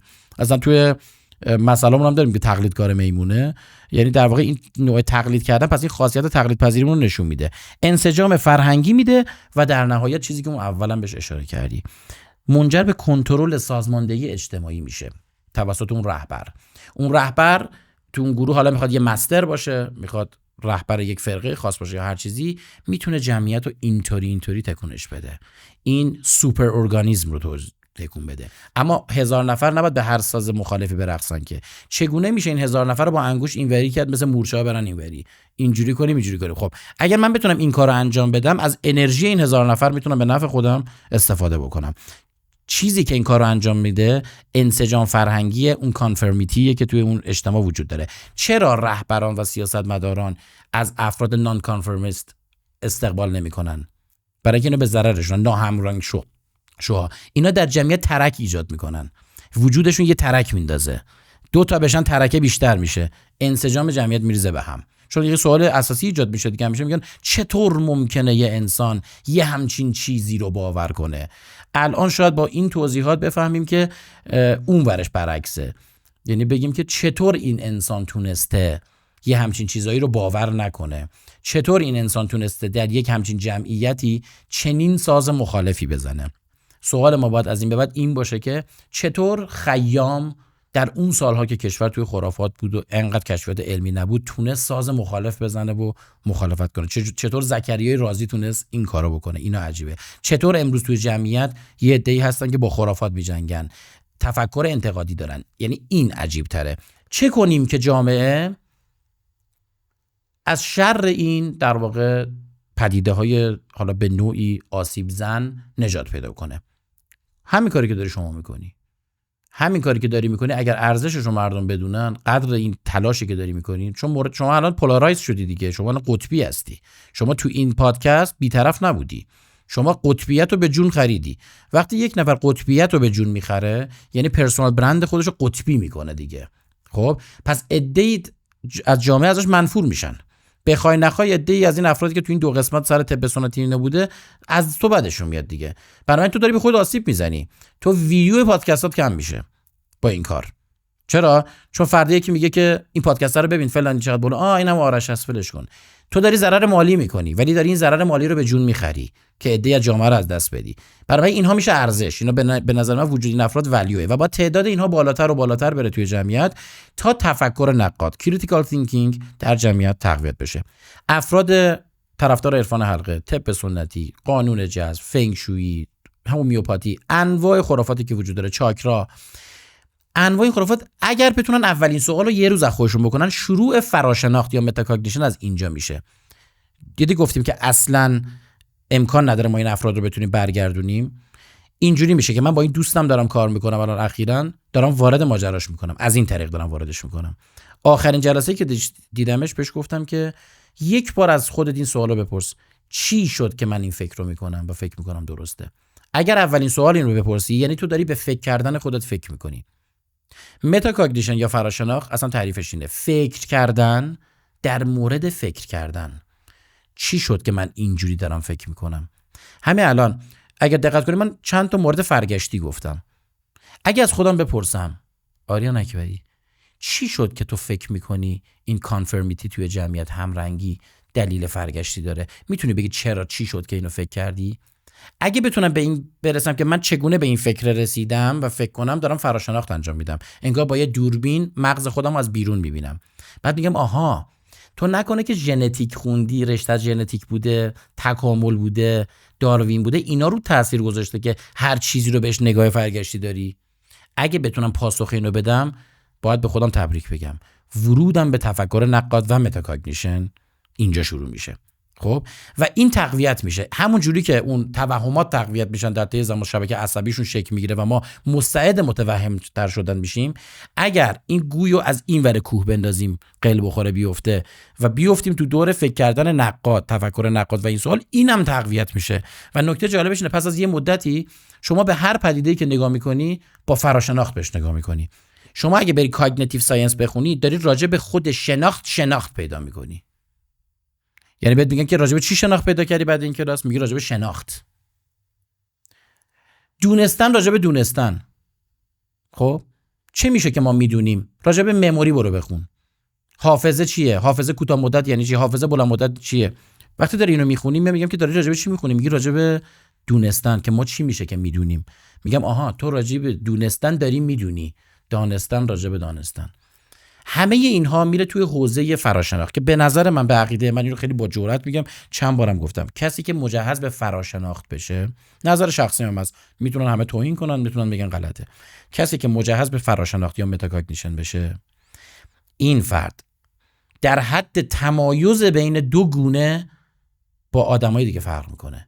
یعنی همون قدری که شما میگید انسان با شامپانزه چقدر فرق داره، حالا از هر نظر شناخت، ادراک، اگر یه انسانی فراشناخت رو یاد بگیره، بعد پس از یه مدتی تفاوت این فرد انگار که یه گونه دیگه‌ای در دل انسان زاییده شده، نه به لحاظ ژنتیکی ها، به لحاظ تفاوت شناختی در این حد افراد میتونن تفاوت داشته باشن. بنابراین تصمیم گیری ها دقیق تر میشه، مباحث دیسیژن میکینگ توی بیزینس، توی منیجمنت، توی لیدرشپ، همه اینها دقیق تر میشه.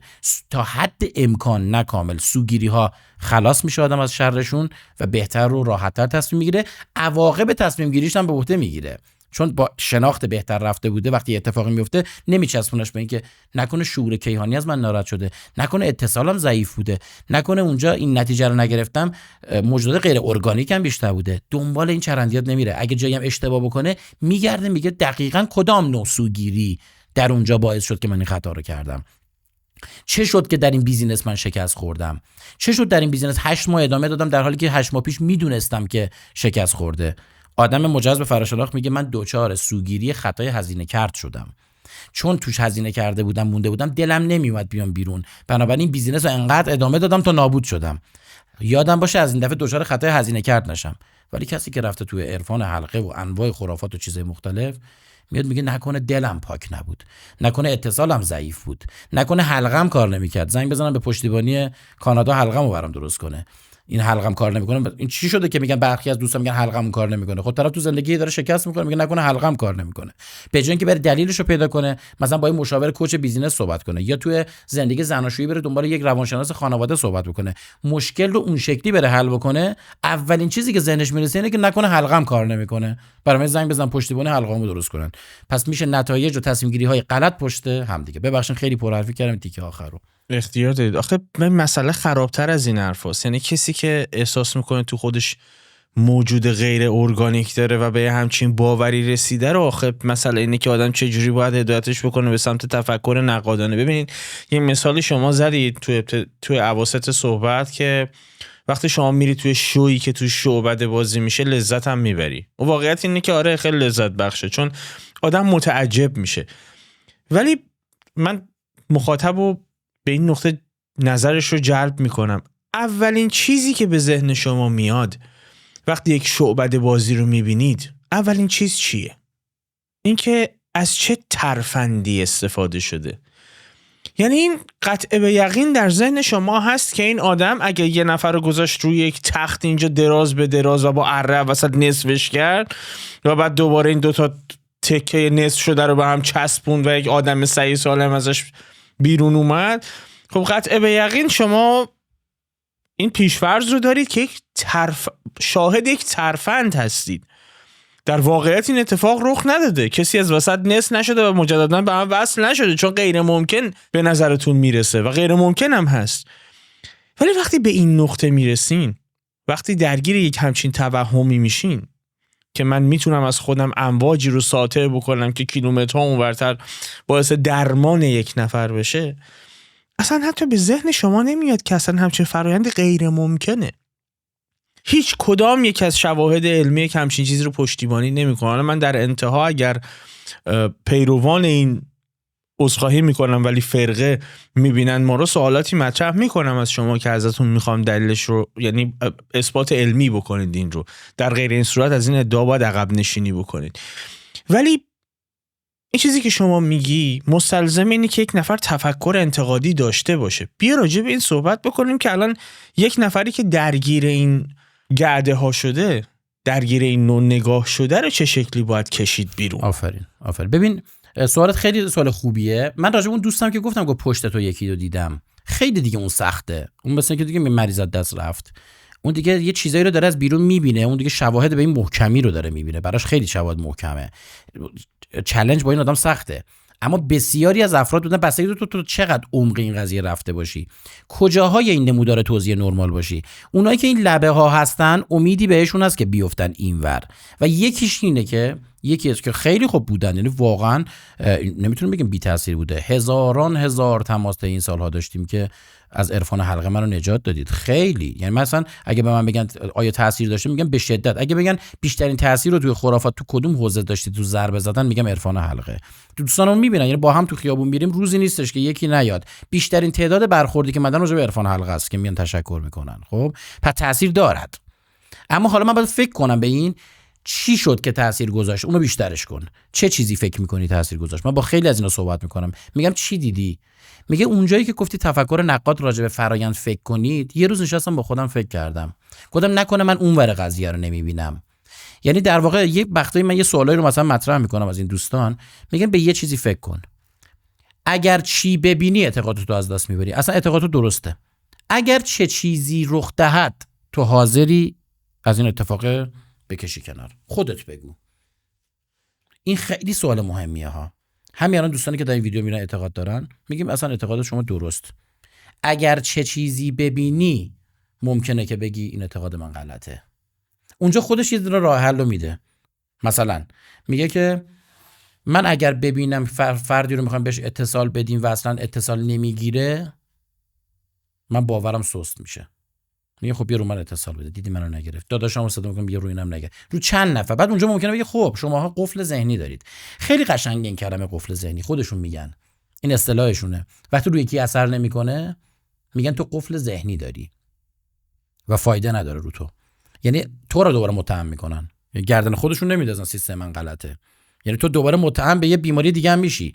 یعنی اولش به تو میگه تو پر از موجود غیر ارگانیکی، تو رو آلوده به کلی ویروس غیر ارگانیک میدونه. خب که معلومه چی هست غیر ارگانیک، یعنی چی؟ اگه غیر ارگانیک اصلا تو چجوری میبینیش؟ حالا کار نداریم. من اوکی، پس من از نظر تو مبتلا به یه ویروسی ام که غیر ارگانیکه. خب بشین منو موجوداتم خارج کن. مینشونه چشاتو میبندی، بعد میگی رو من تاثیر نکرد. عوض اینکه بگه روش من جواب نمیده، تو رو متهم به یه بیماری دومی هم میکنه. آها تو علاوه بر این تو قفل ذهنی داری. اول باید اون قفل شکسته شه تا بعد این اتفاق بیفته. راست میگن اینو. منظور از قفل ذهنی چیه؟ اون دومینوی اولو تو نداری. اون دوست داره تو باید اون دومینو اولو داشته باشی که اینجا یه ذره بپره ماهیچت، لوپت یه ذره حس کنی میخوره، بعد حس کنی تاثیر من بوده. باید حس کنی که تاثیر من بوده. یعنی عاملیت ایجنسی قائل بشی برای من. خب این ایجنسی خیلی مهمه. اگه منو تو ایجنت ندونی و انرژی منو ایجنت یا عامل ندونی، فایده نداره، تو قفل ذهنی داری. پس خواهش میکنم قفل ذهنی تو بشکن. اول برای من یک عاملیت یا ایجنسی قائل بشو. وقتی این عاملیت رو به من دادی، کافیه کوچولوشو بدی. کافیه من پامو لای درت بذارم. خب این فروش پای لادری بودش که مثلا میگفتن پاشو میذارن لای در که دیگه طرف بخره حتما. اولین اوکی رو به من بده.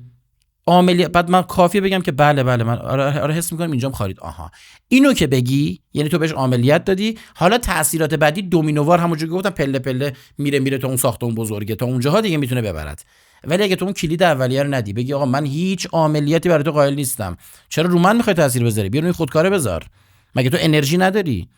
خب انرژی تو روی این نشون بده، رو پر کاه نشون بده به من. اصلا روی دستگاه اندازه‌گیری فیزیک من برات میارم. ولت متر میخوای، نمیدونم آمپرسنج میخوای، چی دوست داری تو فیزیک؟ بالاخره این چه انرژیه که فیزیک هنوز نتونسته براش دستگاه سنجش پیدا کنه که میتونه رو من اثر بذاره، ولی رو هیچ عامل دیگه نمیتونه، یا رو دیتکتور نمیتونه.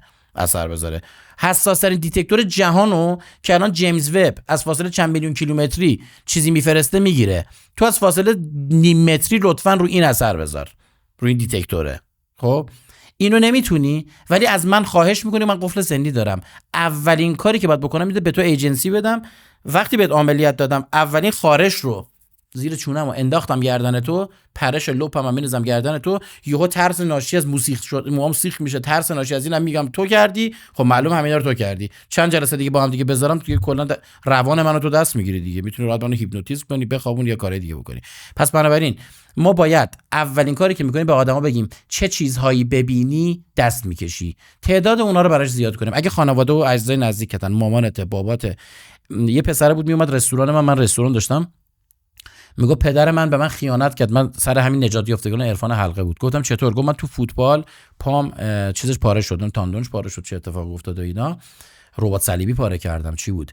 بعد میگفتش که اومدم خونه، بابام گفت بشین ارتباط بگیر، نه یه جلسه 2 جلسه، انقدر ماها منو نشون ارتباط بگیری که زمانی که رفتم دکتر گفتن کار از کار گذشته، میلنگید و راه میرفت. گفتم اینو هرگز نمیبخشم، هرگز، چون من اگر این همه سالو از دست نمیدادم، وقت منو تلف نمیکرد، این بلا سر من نمیاد. پس گاهی وقتا اطرافیان نزدیک ما مثل پدر، مادر، همسر درگیر این موضوع کثیف شدن. بنابراین اگر ما بخوایم اول اینا رو نجات بدیم، چون مستقیما تو زندگیتون تاثیر داره، تو ازدواجتون تاثیر میذارن اینا، تو خورد و خوراکتون تاثیر میذارن، حماقت اینا رو همتون اثر میذاره. اگه میخوای اول از همه شر اینو خلاص بشی، این سوالو بپرس: چی ببینی میگی دروغه؟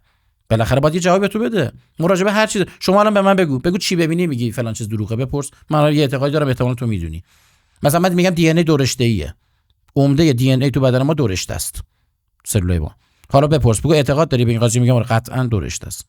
حالا از من میگه میگه چی ببینی میگی 2 رشته نیست، میگم 10 رشته ای ببینم. بالاخره هر کسی یه جوابی داره. چی ببینی میگی گرانش وجود نداره، من الان چیکار کنم تو میگی گرانش وجود نداره. باید یه چیزی رو رها بکنی که نره پایین نره. بیا الان بهت ثابت میکنم گرانش وجود نداره. نشد، پس وجود داره.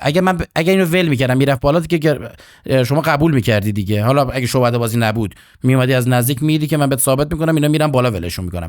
از هر کسی که هر باوری داره باید این سوالو بپرسی: چی ببینی میگی وجود نداره؟ بالاخره یه چیزی بهت میگه، اونو بهش نشون بده. من از این افراد اینجوری دیگه میپرسم تو دور و بر، هر وقت که دارن، مثلا خود مادر منم خب بعضی از گرایش‌ها رو مثلا داشت، میگفتم اگه چی بشه مامان تو فکر می‌کنی؟ میگه اگه اینجوری بشه 100 تا از اونو بهش نشون میدم. انقدر میبینه میگه آها پس من تا الان نمیدیدم این جریان رو، که میشه راجبش خیلی صحبت کرد. مثلا راجب پا قدم، مادر من خیلی به پا قدم اعتقاد داشت، چیزا مثلا فلانی پا قدمش خوبه، اون پا قدمش چشمش مثلا اینطوری چشمشون تو اینو داشت. خب من بهش گفتم یه روز گفتم چی ببینی میگی که فلانی مثلا میاد خونمون این پا قدمش بده؟ چی دیدی که میگی بده؟ گفت وقتی که مثلا این میره یه اتفاقایی میفته یا هست. سوال پرسیدم، گفتم وقتی که هست اتفاق بده میفته یا میره؟ گفت خب این که حالا معلوم نیست، گاهی وقتا وقتی هست گاهی وقتا. ببین سوگیری تاییدی اینجوریه، برای اینکه سیبلو بزرگ کنه که همه تیرا به هدف بخوره دقیق نمیگه تا زمانی که اون تو خونه است یا نه. میگه نمیدونم بعضی وقتا میاد خونمون یه اتفاق بد میفته، بعضی وقتا میره اتفاق بد میفته. گفتم اوکی تا چند وقت؟ بعد از اینکه رفت تا 2 روز بعد 3 روز بعد. گفت معلوم نیست، گاهی وقتا اتفاقات بعد تا 10 مثلا 2 ماه میفته، بعضی وقتا 3 ماه میفته، بعضی وقتا فرداش. یعنی سیبلو انقدر گشاد میکنن تا سوگیری تاییدی تایید بشه. سوال بعدی من پرسیدم ازش، گفتم اون اتفاق چیه؟ اتفاق بعده که میگی فلانی میاد خونم، اون زندایی مثلا فرض کن، زندایی ببینه اینو فکر میکنه اونو میگیم. خب زندایی مثلا بیاد خونه پا قدمش بده، گفته اون اتفاق چیه؟ گفت معلوم نیست، گاهی یه لیوان ممکنه بشکنه، گاهی آینه بشکنه، گاهی لوستر بیفته. اینی که دارم بهت میگم مال مثلا 20 سال پیش این بحث ما. خب گفتم خب پس بازم که معلوم نیست. پس بالاخره یه آدمی میاد، یه آدمی از خونه ما میره، در یک مدت زمان 6 ماهه از افتادن یه لیوان تا لوستر تا چپ کردن ماشین بالاخره یکیش میشه. معلومه که تو این سالها با سوگیری تاییدی از این آدم خیلی چیزا رو دیدی. بعد اومدم این سوالو پرسیدم، گفتم که چرا اینا رو نمیندازی گردن خاله؟ چون تو این مدتی که این اومده رفته اونم اومده رفته دیگه. چرا این ماشینه باید مثلا بعد از 2 ماه که میفته تصادف میکنه یا اتفاقی میفته، چرا به خاله ربط نداره که به واقع نزدیکتر بوده، به زندایی ربط داره که 2 هفته دورتر از اون بوده؟ خب اینو فکر میاره یواش یواش. و من بهش گفتم که اینو توی لایوم تعریف کردم، گفتم من بهت ثابت میکنم که اینجوری نیست. اتفاقا پا قدمش خوبه، یعنی با اینکه نه به پا قدم بد اعتقاد دارم نه به خوب، این دفعه اومدم این برا گرفتم، گفتم اتفاقا خیلی هم خوبه، یعنی منم به پا قدم اعتقاد دارم. خب حالا بهت ثابت میکنم. بعد یه روز اومدم خونمون رو رفتم، گفتم نگاه چت پا قدمش خوبه، هیچی نشد. نگاه هیچ اتفاقی نمیفته، هیچی نمیشه. گفت نه نباید چیزی بشه، معلوم که نیست. گفتم خب تا کی؟ معلوم. گفت حالا وایستا میشه. 2 روز گذشت، 3 روز گذشت، اتفاق بعدی نیفتاد. گفتم خب چی شد ما؟ گفت حالا وایستا 2 روز 3 روزه. نمیدونم یه چند روزی گذشته بود آرش، من یه ماشینی خریده بودم، کارتش نمیومد، هر چی میرفتم پلیس به اضافه 10 این ور اون ور اینا میگفتن آقا نمیدونیم چرا، نیازم داشتم به کارتش. یه دفعه اومد تو همین بحبوحه بود، تو همین 3-4 روزه بود اومد، آوردم بالا، گفتم ببین مامان کارتم اومد بالاخره. گفت مبارکه. گفتم پا قدم فلانی بود دیگه. اون چه ربطی داره؟ اون که یه هفته پیش بود. گفتم چطور واقعه خوبش تا یه هفته پیش بود ربط نداره، اگه اتفاق بعد تا 6 ماه به این ربط داره. میدونی چی میگم؟ اگر شما از اینا، من انقدر از این شواهد این شکلی آوردم تا سوس شد، الان دیگه همچین چیزی رو طبقه باور نداره. فکر می‌کنم شاید حلقه مفقوده پذیرش این ادعاهای موهوم نبود تفکر انتقادی باشه واقعا.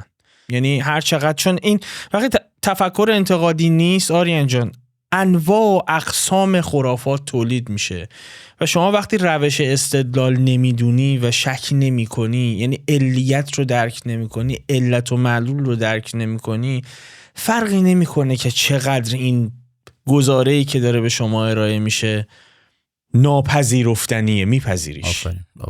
چون رابطه علت و معلولی رو درک نمی کنی. و من فکر میکنم شاید قدم قبلش این باشه که ما یه فکری باید به حال ترویج تفکر نقادانه و کریتیکال تینکینگ بکنیم. یعنی اون فکر میکنم گسترش اون بتونه جلوی پذیرش هر ادعای موهومی رو بگیره در مخاطب. 100%. و یه نکته تو کودکان آرش، تو کودکان که به شدت جواب میده، یعنی همونجوری که شما میگید بچه تو بچگی زبان انگلیسی رو بهتر یاد میگیره، بچه همه اعتقاد داریم پیانو رو، موسیقی رو بهتر تو بچگی یاد میگیره. اول از همه خانواده‌ها یه فایل مخصوص تو زندگیشون باز کنن برای تفکر نقاد در کودکان. حالا اصلا خودشون کاری ندارم، اینو سریع باز کنید برای بچه‌هاتون. حالا تفاوت تفکر نقاد با فراشناخت رو خیلی میپرسم، یا فراشناخت همون تفکر نقاده؟ آره اوورلپ دارن. متاکاگنیشن یا فراشناخت در واقع این مدل فکر کردن به فرآیند فکر کردن یک موضوع کلی‌تریه. کریتیکال تینکینگ جعب ابزار در دست فراشناخته. یعنی شما فرض کنید که کسی که مجهز به کریتیکال تینکینگ یک نجاره، خب یه جعب ابزاری داره به نام کریتیکال تینکینگ که توش پر وسیله است، مثل پیشگوشتی و پیچ و فلان و اینا. اونا چی هن؟ اونا همون دونستن مغالطات، همون رابطه کورولیشن، کاوزیشن، همون علت و معلولی که میگی، پوزیتیو کورولیشن، نگاتیو کورولیشن، تفاوت این انواع مغالطات رو بدونیم که کجا مغلطه شد کجا گوله مثلا. اونا میشه اون جعبه ابزار و آچار و پیشگوشتی و اینا که در جعبه ابزار تفکر نقادی در دست کسیه که فراشناخت بلده. گرفتین؟ یعنی رابطه اینا رو اگه بخوام اینجوری بگم با هم دیگه این شکلی میشه. و همونجوری که شما درست گفتید باید این مهارت تفکر نقاد توی جامعه ترویج بشه. در سن بالاها سخت‌تره بنا به دلایلی، ولی شدنیه، چون مغز ما ملیبله، مغز ما چکشخواره، خاصیت پلاستیسیتی داره و 90 سالت هم اگر باشه این خاصیت رو داری که یاد بگیری. کمایی که من بسیاری از مخاطبای بالای 60 سال 70 سال دارم که باز یه خانمی بود، فیلمش هم توی پیجم گذاشتم نگن دروغ میگه، اومد توی رستوران ما 65 سالش بود که فقط اومد اونجا، من فکر کنم مشتریه، میدونست من رستوران دارم، اومد و آقای اکبری اینجاست، تصادفاً من اونجا بودم، گفتم بله من خودمم. یهو تا من نگاه کرد شناخت و اومد جلو سر منو گرفت پیشونو ماچ کرد، گفت میدونی من چند سالمه؟ عین جملهش. گفتم جانم. گفت من 2 ماهمه. گفتم ماشاءالله دل جوونی دارید. گفت نه.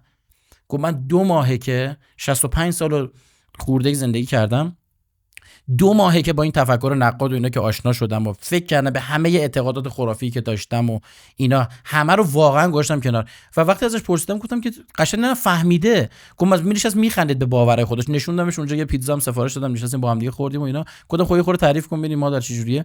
گفت آره باورت میشه من به فلان چیز اعتقاد داشتم اینجوری. گفتم الان عمدن می‌خواستم ببینم فهمیده ماجرا. گفتم الان چرا فکر می‌کنی اشتباه؟ گفت خب من اون قسمت قضیه رو نمی‌دیدم که اینطوری فلانه. بعد میگم از زمانی که من این شکلی دارم دنیا رو ببینم 2 ماهه احساس می‌کنم دوباره متولد شدم. از طرفی شبا قصه می‌خورم که 65 سال زندگی من انگار که مرده بودم، زندگی نمی‌کردم تو اون توان و چقدر قصه اینو می‌خورم و نمی‌بخشم محیط و جامعه‌ای که منو اونجا بوده. از یه طرف میگم اگر این 15 سال باقی مونده، 20 سال باقی مونده، اگر من زنده‌ام، اگر دوباره اونجوری بودم من چی از این جهان فهمیده بودم؟ چه خوب که همین 15 سال آخر این جرعه زیبا رو من دارم مینوشم و دارم کیف میکنم. میخوام بهتون بگم یعنی بالای 60 سالم من بسیاری آدم حداقل دایرکت و کامنت دادن که من 60 سالمه 50 سالمه، پس تغییر پذیره. ولی تو بچه‌ها خیلی مستعدتر این جریان. بچه رو اینجوری بهتون بگم کافیه نندازیمش تو قسمت بعد، یعنی خود بچه انقدر پرسش کردن بچه‌ها. الان من 2 دختر دارم، از بس اینا پرسش کردن یه بار با خودم میگفتم کافی این بچه‌ها رو خرافات تو مغزشون فرو نکنی، ولشون کنی اصلا خودشون نمیپذیرن، یعنی دیفالت همینجوری بیان بالا براشون عجیب غریب میشه. از بس که پرسش کردن راجع به همه چی میگن چرا حتی موضوع علمی رو میپرسن، میگه دلیل علمی فلان قضیه، خب این به خاطر اینه. دختر من اومده چند روز پیش من میگه بابا تلویزیون چرا نشون میده، اون آدمه چرا توی تلویزیونه، اون الان اون توئه، چرا میریم پشت تلویزیون نگاه میکنیم؟ نیست. نشستم یه جوری بهش بگم که این تصویری از اون آدمه از روی امواج، دوباره میپرسه. بچه‌ای که انقدر مستعده رو خواهشاً خرافات تو کلش فرو نکنیم، خودش مسیر خوشو گیر میاره. سپاس از محبت شما که دعوت فیوز رو مجددا پذیرفتین. امیدوارم که برای مخاطب هم مفید بوده باشه. من فکر میکنم واقعا راهکاری نداره. ما دونه دونه وقتی به خرافات میپردازیم، ورود به هر کدومش که میکنیم، اصلا با جهان عجیبی مواجه میشیم که انگار جدا یک جهان موازی است که انسان باید کاملا از عقل و خرد تهی شده باشه که برخی از اینا رو بپذیره، چون هیچ شواهد علمی پشتیبانی نمیکنه خیلی از این مسائل رو.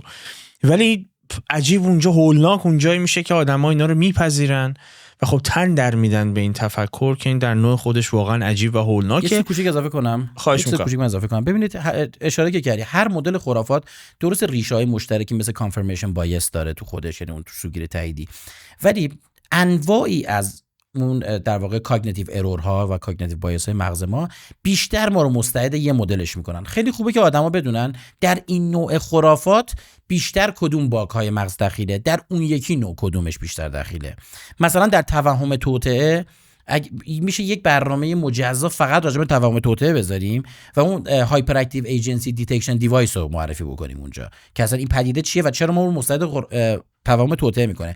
وقتی مردم با این نوع کارگرد مغز آشنا میشن، ممکنه رد پایی از این رو تو جاهای دیگه، تو همین هیپنوتیزم من ببینن اونجایی که ایجنسی قائل میشی، ولی بار اصلی توهم توطئه رو این نوع کاگنیتیو اروره.